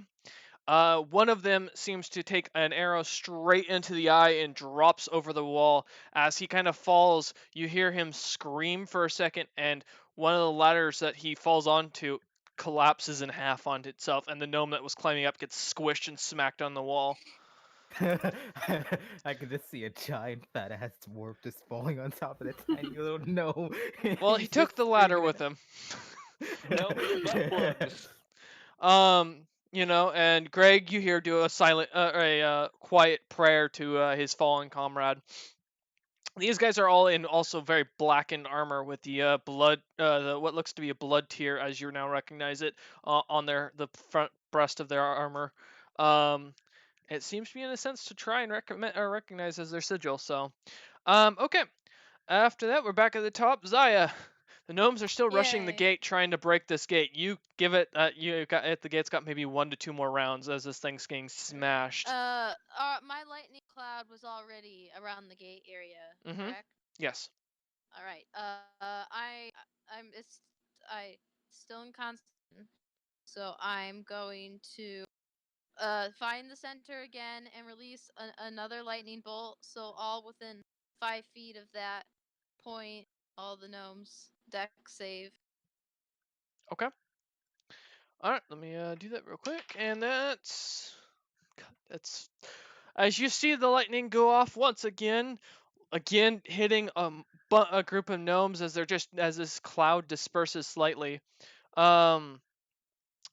More comes screaming out, wailing out as the electricity hits down on them. You manage to end up getting about 13 of them from what you can see that drop to the ground, fried and in pain. However, just as you do this, more continue to flow in.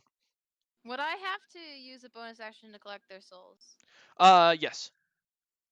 Okay. I guess I'll forego that because I to use my bonus action for something else. Okay. As a bonus action. For plus a shooter than 60 feet gains inspiration. How far is Dolkin? You said Dolkin moved like 50 Dolkin moved feet? about 100 feet in total because he did Oh, 50 feet he twice. moved No, I did. far away. Yeah, Yep. don't worry, Dolkin, I got you. All right. I'm going to use my bardic inspiration on Dibus. Okay. That's a 1d8, and because of my subclass, when he uses that, he'll get 10 temporary HP Okay.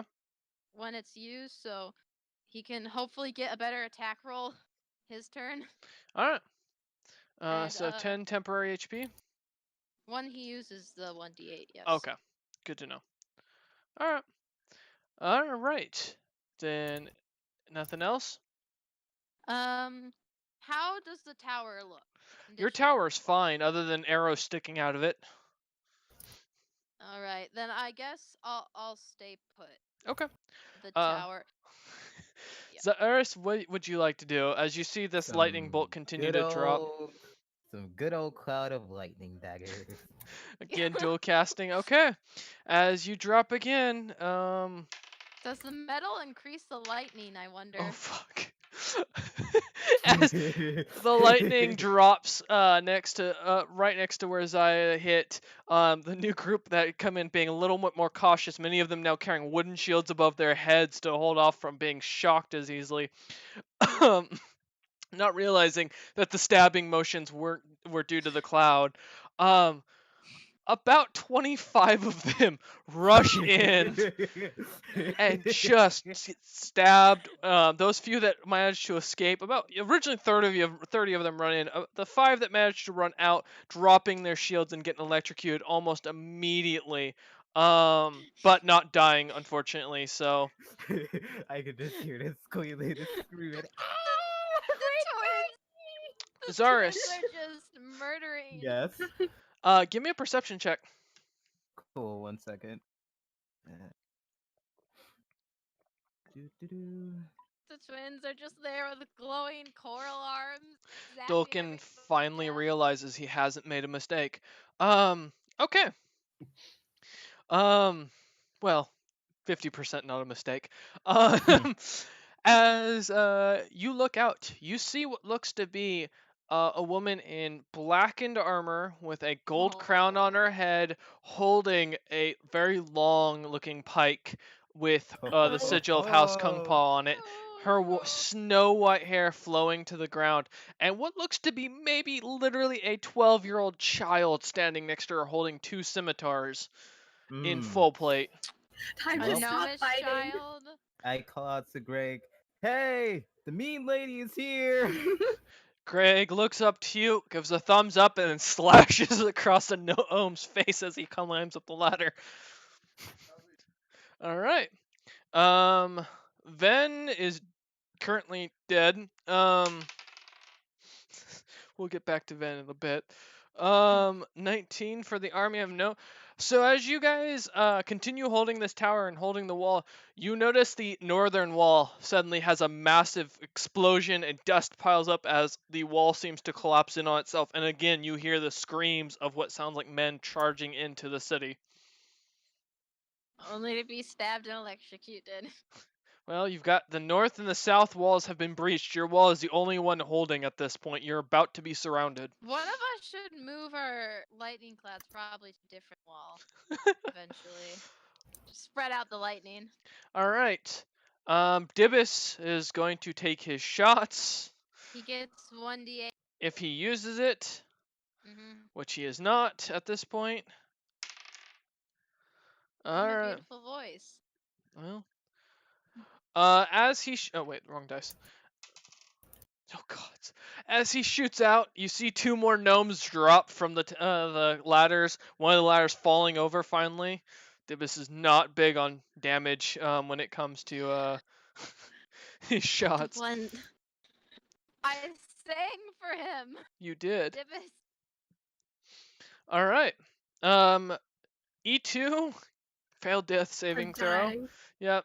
Dolkin, as you take one action to rush there, you finally manage to find the big boulder, this 30-foot wide boulder that is laying on top of the dog. Good luck And moving it. maybe about 10 feet behind the boulder is a big splat of just what looks to be blood.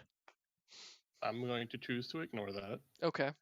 And you said it took my action to get this far, so all I have left is You still no, you still have your action. You're good. Okay, so I will use an action to try and push.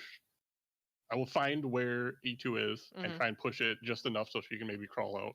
Okay, give me a strength saving throw. Saving throw? Yes, as you are going to be moving this thing and trying to hold it up so she can move. And I'm being nice to give you a few more points. All right. Oh my god, wow. As you manage to, with all your dwarven strength, all those years of being a smith and Greg is working it, impressed. you push this boulder just slightly up. E2 is able to barely crawl out enough to where you can set it back down and it drops. Oh my gosh. E2 will no longer you take death so much. fails, but she is down 2 fails, so she has And to then- get... Yes? And then for a bonus action, I will do a level 1 healing word.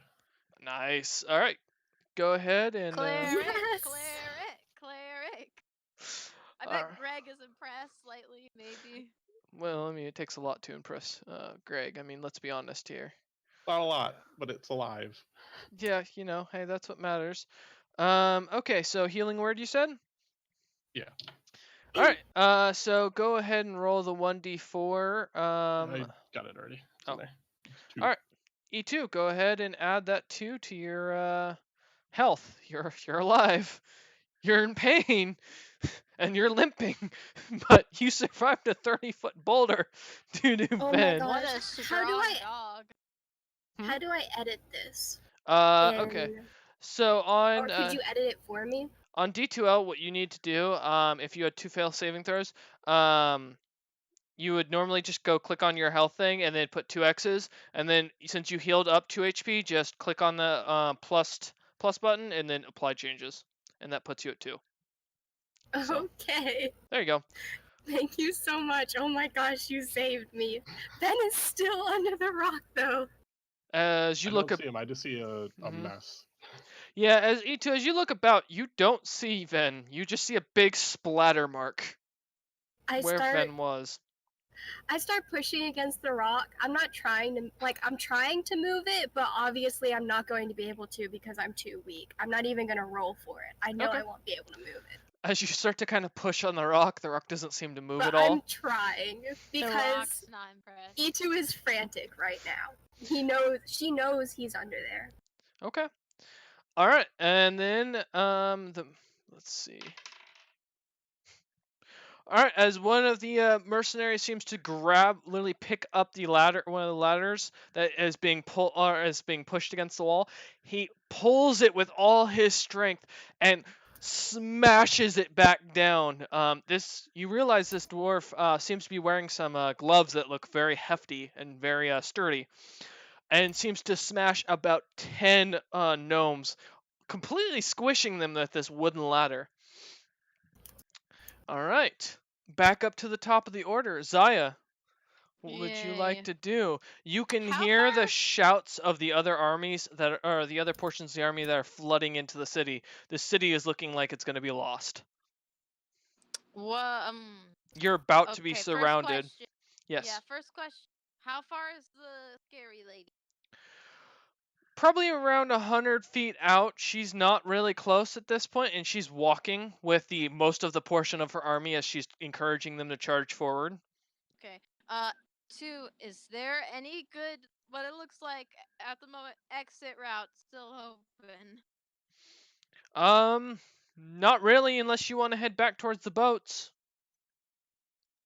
Ooh, so if we get surrounded, we're kind of stranded. Mm-hmm. Let me. You're stranded on this wall because as it is, the walls are already falling. Ugh. See.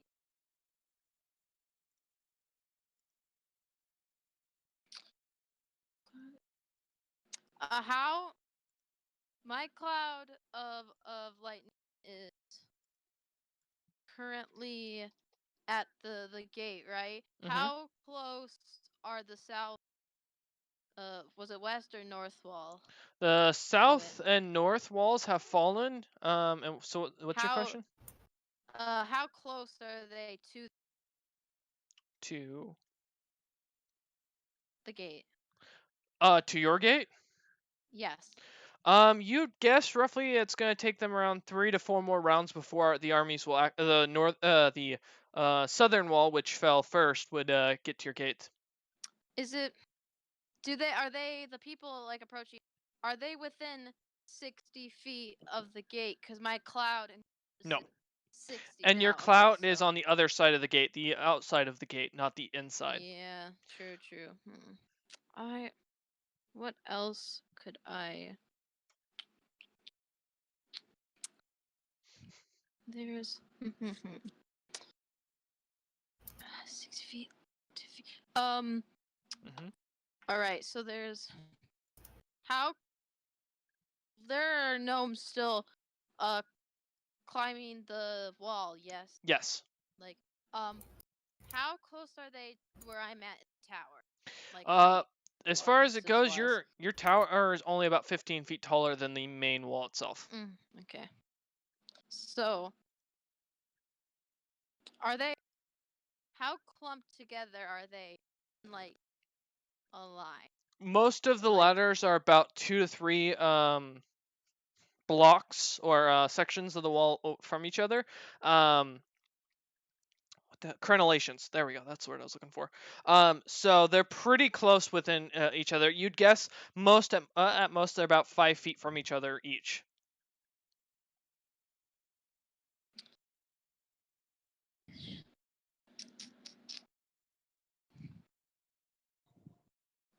All right. I have. Okay. So if I were to cast Gust of Wind, I could probably knock down the gnomes, right? But could I also attempt to knock down the ladders themselves, like all the ladders within that 60-foot long line from me? You could probably if the depending on what the DC is. It's a strength. It would be strength 15 DC, 10-foot wide, blast 6 feet long. Most of those ladders would fall. So, yeah, and I'm assuming there's several gnomes on each of the ladders. Mhm. All right, so I guess, yeah. So I guess I'll break. Let me double check something on the lightning. Call lightning. It doesn't. Would it take my action to release one final lightning bolt from the cloud, or? Yes. Okay, so I guess I'll give that up. I'll try to. Which is there only one? Sorry, I'm trying to think this through. Is there only one side of the wall I could like knock the ladders down off of? All right. So I guess I'll do that side, and I'll cast Gust of Wind and try to knock down all the ladders, any gnomes on it. And it says as a bonus action, I can change the direction. Would that count this turn as well? Mhm. All right. So I'm casting it. Okay. And so I'm going to aim it at all the ladders on the wall. Strength 15 DC for all the gnomes on the ladders, and I guess the ladders themselves. It's just the ladders themselves that are going to get knocked down. Okay. So, bye. All right. As the ladders drop, you kill about 12 more of the gnomes themselves as they just drop off, or as ladders fall over and they just smack into the ground. Not only with the weight of the ladder on them, but as well with the fact that you've got a lot of them were from higher up. So Good. And since I cannot do bonus action change direction, is there? Where's like, you said the south wall and stuff's it's down. Are far. there, As far as that's if you're too trying to get far there. for 60 feet. I was Yeah. wondering if I could. So there's no other group of gnomes I could like change the wind on to slow their movement. Not at this point. Are the gnomes shooting arrows at us? Not at you specifically. They're just shoot. Most of them seem to be aiming just at the walls. Could I shift the wind to try to make the arrows, like intercept the arrows? For a time, yes. Alright, I guess. Actually, I guess.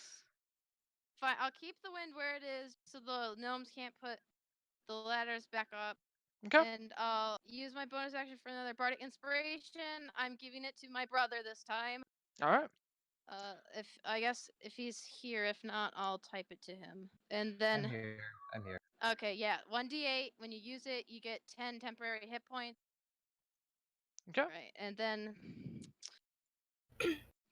does it seem like if I were to move down from the tower, that would probably would I be risk getting into the fray more? Yes.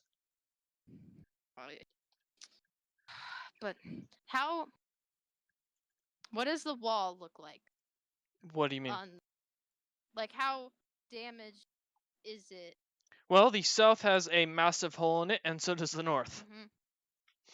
Those part my tower's on. Your portion of the wall seems fine, other than the fact that it has a few dents. It's nothing major that would cause any issues. I'll stay put in the tower for now, but once I start seeing cracks and stuff, I'll start looking for an escape route. Okay. End of turn. All right. Zars, you're up. Okay. I'm going to first hop on top of the rail of the tower and scout out. Well, first see what the situation is like, seeing as how massive the Gnomish army is on the north gate, and looking down at the town or fort, seeing it's about to be overwhelmed. I'm going to first hop on the rail. Okay. Wild shape into probably. Yeah, I'm going to wild shape into like into a bird, basically. Okay. What kind of bird? What bird is the more effective? An eagle. Okay. And I'm going to swoop down to the floor level and then wild shape back into my usual self, and then down inside the walls or outside of the walls? Inside. Okay. Then wait, is the gate broken? Not yet. Okay. It looks busted though. Oh boy. I'm going to. At least he has the teleportation ring. If stuff goes south. And how many gnomes are inside? The gnomes that are holding at the gate that are allied, I say loose quotes, with you. You can see there are about 15 of them waiting for the gate to fall to hold to hold this line. I'm going to stand alongside them, holding my blade staff ready. Okay. And then finally using my last cloud of lightning daggers on the outside of the wall. Okay. Towards the gnome army. All right. Okay. Let's see. As you hear the screams of them, you're not exactly sure how many you killed, but you know you managed to hit something. Do I see? Isaiah, you are not paying attention exactly on who he's killing. Okay. And Ven, go ahead and give me a d20 roll, no modifier. Please, don't let him die. I mean, technically he's already paced. I will be taking care of that. 20. Okay. Is Alright. that good enough? Thank you. Okay. So we'll come back to you in a sec. Oh God, what was that? No. Zaris, as you stand at the gate beside your comrades, waiting and holding the line, you look on and you see as the gate comes crumbling in at the break, as you see what looks to be a golden-headed dragon staring at you. Now, it's not moving, it looks to be a statue. At the same time as this happens, give me a dexterity saving throw. If you didn't use the 1d8, you still have that. Oh, here we go. You can Poor use it on Dolkin's gonna saving come throws. back and see all of this and just realize he was safer at home. It's gonna do one of those nope 180s and walk away. If Yep. it wasn't an army. Hey, I'm a gnome. Yeah, I'm actually a gnome. I've come here to serve under you. Can we be friends?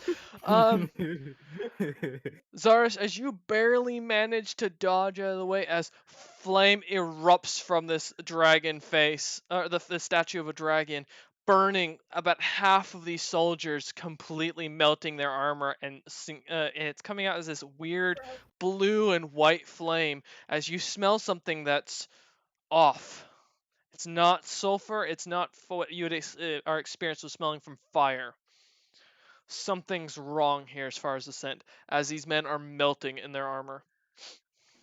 Oh boy. It's not fire.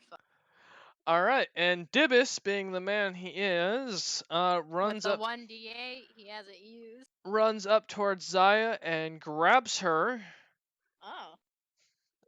Not like that. No, that's not what I meant. Being the short man he is, grabs her leg, pulls her with him, and jumps off the tower. As he does this, the tower explodes as a rock comes flying over it. Wow. And through it and landing into one of the houses that was unfortunately close to the walls. And you realize this house isn't probably going to be lasting much long, or that house has probably got no insurance on it. Dibus just starts running at full speed towards where Dolkin was headed, and along with Ven and E2, and starts heading that way as quickly as possible, carrying you. Okay, while I'm being carried, can I shout? Am I close enough still to shout to Zaris before I get carried Zaris is completely, utterly not paying attention to you. He's trying not to die. As you guys are running off. Zaris will see you running off and see the tower explode, but that doesn't necessarily mean he gets an action. I'm gonna try to wave my hand at him if he sees me and point to the ring on my finger, and then I already know Zaya, I already know I have it. I know I already have the ring. So, I know that out of character, but in character, trying to tell him, hey, teleport to us, and that's all I'm gonna do. Okay. I guess. E2, as you what's your plan here? You're starting to hear screaming of voices and clashes of blades all around you guys. Can me and Dolkin both at the same time move the rock? Will we have enough strength to move it? Because this is a giant boulder. Dolkin can probably move it on his own, not easily, and you get the sense that there's probably no reason to at this point, E2. I have no interest in moving that rock. Dolkin eyes it up and down. I No. want to move the rock. Ben is under there. I need to save him. As E2 tries to continue explaining this to Dolkin, slowly trying to push up on it. Alright, Dolkin, what's your plan here? I will tell E2. We'll do it later. We'll come back. I'm sure he's fine. And then I'm gonna He's not fine. I want him to get crushed. I'm gonna football carry the dog and run towards the keep. No, you guys can't keep carrying me like this. Well, you gotta make E2, are you gonna resist this, or are you gonna accept this? I struggle, but I'm not gonna try to Okay. run back to the rock. We can come back for him, but I'm still very upset. Dolkin, you feel slight struggle from the dog as you basically start football carrying this dog away. As you see people getting, as you're running down this main street back towards the docks, you're seeing men getting chopped down left and right, blood, scream, the clash of weapons, chanting from what sounds like magic casters that are now within the walls. It all looks dangerous and deadly. Alright. At the same time, Zaris, being the only person still at the walls at this point, sees Greg along with what is now 9 of his fellow mercenaries jump off the walls and start cutting into the gnomes that are trying to breach the gate, cutting them down left and right as best as he can, holding this line. And he looks back at Zaris, points towards the docks, and then just goes back to fighting. Conveying enough of a message. You're not coming, aren't you? And Greg doesn't seem to respond. He just continues to chop. One of his men stops and kind of backs off as the wall, or as the gate's kind of blocked by this massive golden dragon-like abomination. As some of the mercenaries take each side, this one mercenary turns around and says, "I'm Faloran. Greg's orders are for you lot to get out of here before this gets messy. We're paid, you're not. Leave." And he just turns him back to fighting. But he is my mentor. I can't leave my mentor behind. You can. He looks to you, Faloran turns around, looks at you. Oh my god. Zaris, you don't see anything. All that happens is suddenly everything goes dark. And Zaya, you suddenly see a bright blue circle, and Dibus is now carrying Zaris. Welcome. You're. He is unconscious. Dibus, thanks again for saving my life once more. Dibus nods and says, "Orders are orders," and continues running. Oh my god! He spoke! All right. Zaya, despite all the destruction and death, looks a bit optimistic for once. As you guys continue running, you see, I assume, Dolkin, you're heading towards that boat. I was hitting whatever Greg had mentioned. He pointed towards the boat. Yeah, that's what I'm running towards. Okay. As you finally make it back to the boat, you see a few of the gnomish soldiers that seem to be bearing the similar armor to the ones that you were fighting alongside. Are getting the boat ready and starting to get ready to cast off and like shouting orders. One of them suddenly stops, puts out the boarding deck and starts ushering you to come on. You can see far behind you the small Fellis that was standing beside you shooting out crystals at people, charging with 2 more of your party members.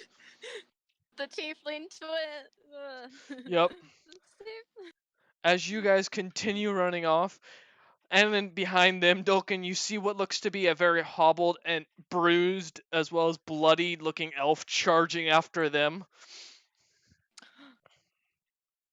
Is it? You can't tell who it is from that distance, but I assume, Dolkin, you're gonna charge right onto the boat and start getting it ready to leave with the gnomes. I'm gonna get on the boat. I'm gonna start looking over the wounded and making sure they're all taken care of. You see there's about 15 gnomes on this. The army, probably from what you could count when you first came into this village, was roughly around 500. So it's not 15 injured, 25 who are working the boat and getting it ready. As E2 kind of rushes off and hides in a corner, I assume. Probably crying too. All right. Zaris and Zaya, you along with Dibus, finally make it to the boat as it's starting to move off, and then you suddenly hear a man yelling "Stop!" and a splat, and then someone groaning as they climb onto the deck. There we go. Of the boat, and it is your friend Venzorwin, beaten, bloodied, and missing all of his clothing. Oh, thank God. What happened? Get this poison clothes. Ven, you have no armor, no clothing, no weapons. All of your belongings are gone. You are naked as a jaybird. What happened? Boulder. Oh. Spin points back towards the big, massive rock sitting in the middle of the Maya's main like, street. Gonna look towards Zar. Is Zar still unconscious? Well, I assume Dolkin is just saying one of his teammates unconscious would go over and start working on trying to get him conscious. Yep, I will. As Does soon as we get any- a few seconds or 10 minutes or so, I will do a prayer of healing to heal everybody Do up. you Okay. have clothes? Zaris finally comes conscious as Dolkin kind of goes up and starts working on him, rubbing a few little smelling salts that he manages to gather. Zaris. The salt triggers crack in flashback. Shh. Oh God. Damn it. But yeah, I throw common clothes at the elf and then try to run back to the boat into the the head of the boat and We're already on the boat. Yeah. Okay. yeah, I know, but trying to run to the head of the boat, The wild captain? shape. No, not to the Oh. captain. Oh. Okay. The To head. jump into the water. Okay. Gotcha. No, not even to the water. I'm wild Just shaping back vantage point. to the fort to try Oh. and save. Yeah. Okay. So what are you No, turning into? Stop him. I'm Can I attempt transforming stop him? into probably another eagle. Okay. In Can trying I to scout out attempt to to see grab him? Nope. This is something you in weren't expecting Zaris to do. This is not in his in personality. Why'd you wake him up? As Zaris. the door. So hmm? as you turn into an eagle flying over, you see the city start to get swamped in by the enemy army, going in and slashing and cutting down anybody of the allies you were with in their armor. It's a slaughter. You see that the temple building or little keep that they had, the walls are breached, and you can hear the screams and sounds of terror as it sounds like people are being cut down inside of it. As you finally slowly make it to the gate and the rest of your group the boat starts to pull out and head out back onto the main body of water. The crew starting to head more north towards what they think will be another safe haven. What? Mm-hmm. Oh no, Okay. just letting you finish. I'm still Yes. mid-flight though, but Yeah, I'm as you're letting flying you- over, you can see what looks to be the bloody dwarves are still holding the gate. There's a pile of bodies at the front of that gate. Something catches your eye as a flash of blue light appears, and you see 3 people appear behind what looks to the bloody dwarves. One looks to be a very fit dwarf with very long beard tied in golden bands, ginger, bright red hair. He looks to be huge, like massive even for a dwarf. You'd guess about 300 pounds if you had to give an idea. Carrying a massive battle axe and charging into the army, smashing any gnomes that come near the back of the bloody dwarves, along with what looks to be a red orc carrying a massive stone hammer, doing the similar actions of smashing all the gnomes that he can. And the last party member seems to be a rather thin and dainty looking elf in very simple green leather armor with his 2 scimitars that seems to be slashing and shooting out magic spells from his hands as they continue to back up the bloodthirsty dwarves. They're holding, but both the northern and southern portion of the enemy army are coming towards them, and they're just barely holding the circle, and with what looks in the center to be maybe a gnomish lord of some sort. Is the Gnomish Lord the one that's in the fort or the one that Yes. was with the enemy? No, Okay. he looks to be an ally. He is in the ally's armor. Okay, so I'm going to swoop down, predator, like grab the gnome, and then try and fly back to the boat. Okay. Whoa. Go ahead and give me a dexterity saving throw. As arrows start to fly out towards you. Oh no. Damn, Wait, I'm did scared. you use that 1d8 Oh wait, Oh. I gave you? by the extortion. Wait, I still got it. The You the rolled eight's the not 1d8? the eight's not gonna help Yeah, him. At least it yep, won't I'm be. scared. No, the eight's not gonna help him. It'll give I'm him 10 scared. temporary hit As you see Dolkin is on the boat working on as many people as he can to try and help them come back, being the man he is. E2's crying off in Ven's arms while Ven slowly pets her, putting on the commoner's clothing. Zaya, you are the only one looking off towards where Zaris is, and you just see that eagle that swooping down to where the gate was, and then you can just see it suddenly go from a swooping to a falling almost instantly as a bunch of small, very almost impossible lines to see hitting and smacking as the body jerks left and right. He takes 40 arrows into the body from the enemy army as it's charging in and drops into the center. Zaya screams out his name in Infernal as she sees this. And Do how I far wild away? shape back once I got hit or no? Once you hit the ground, or by the time you hit the ground, you're back to your body, your tiefling body. How far Okay. away is he? Well, as the boat's moving away, you're already about 15 feet from the dock. No None of the ropes, gnomes nothing? are planning on going back towards the dock on this boat. And the Oh, for the teleportation circle or Yeah, ring? like if he were to go unconscious, it's only he who can make himself teleport, right? I can't Yeah. like force him to teleport to me. Yes, that is correct. From what you know of the item. You'd So guess he's around 250 to 300 feet away minimum. He's over towards the main gate. This was a long run. Oh no. Oh gosh. No Is he saving still throws? conscious? No saving throw at this point, Zaris. I'll explain what happens at the end of this. Wait, is he going to die? From what you guys see, he's dead. From what Zaya sees, as Zaya screams out his name. There's no way that I can save him. No, right? From what Zaya screams out, as she sees the utter horror of this guy, of her brother drop out of the sky, with a bunch of arrows sticking out of his body left and right. No one would survive that. Even Dolkin, looking on at Zaya and seeing the exasperation in her face, assumes that no one would survive an army that size. Are there any gnomes close to the docks, like enemy gnomes heading towards us? Nope, they are heading towards the temple or the little castle hold thing. Then or the Zaya's gates. just going to kind of look on despair, and then this time she's gonna kind of wail, not in like sadness, but in anger, and take her rapier and just like slam it into the wood of the boat angrily, probably not doing anything because she sucks at her rapier, and she's just gonna collapse to her knees and just kind of stare at the fort they just left. Okay. As the army encases it, the sun starts to go down. Time goes on. Dolkin casts his ritual spell. Many of you gaining your HP back. Night comes on. It is depressive. The mood is quiet.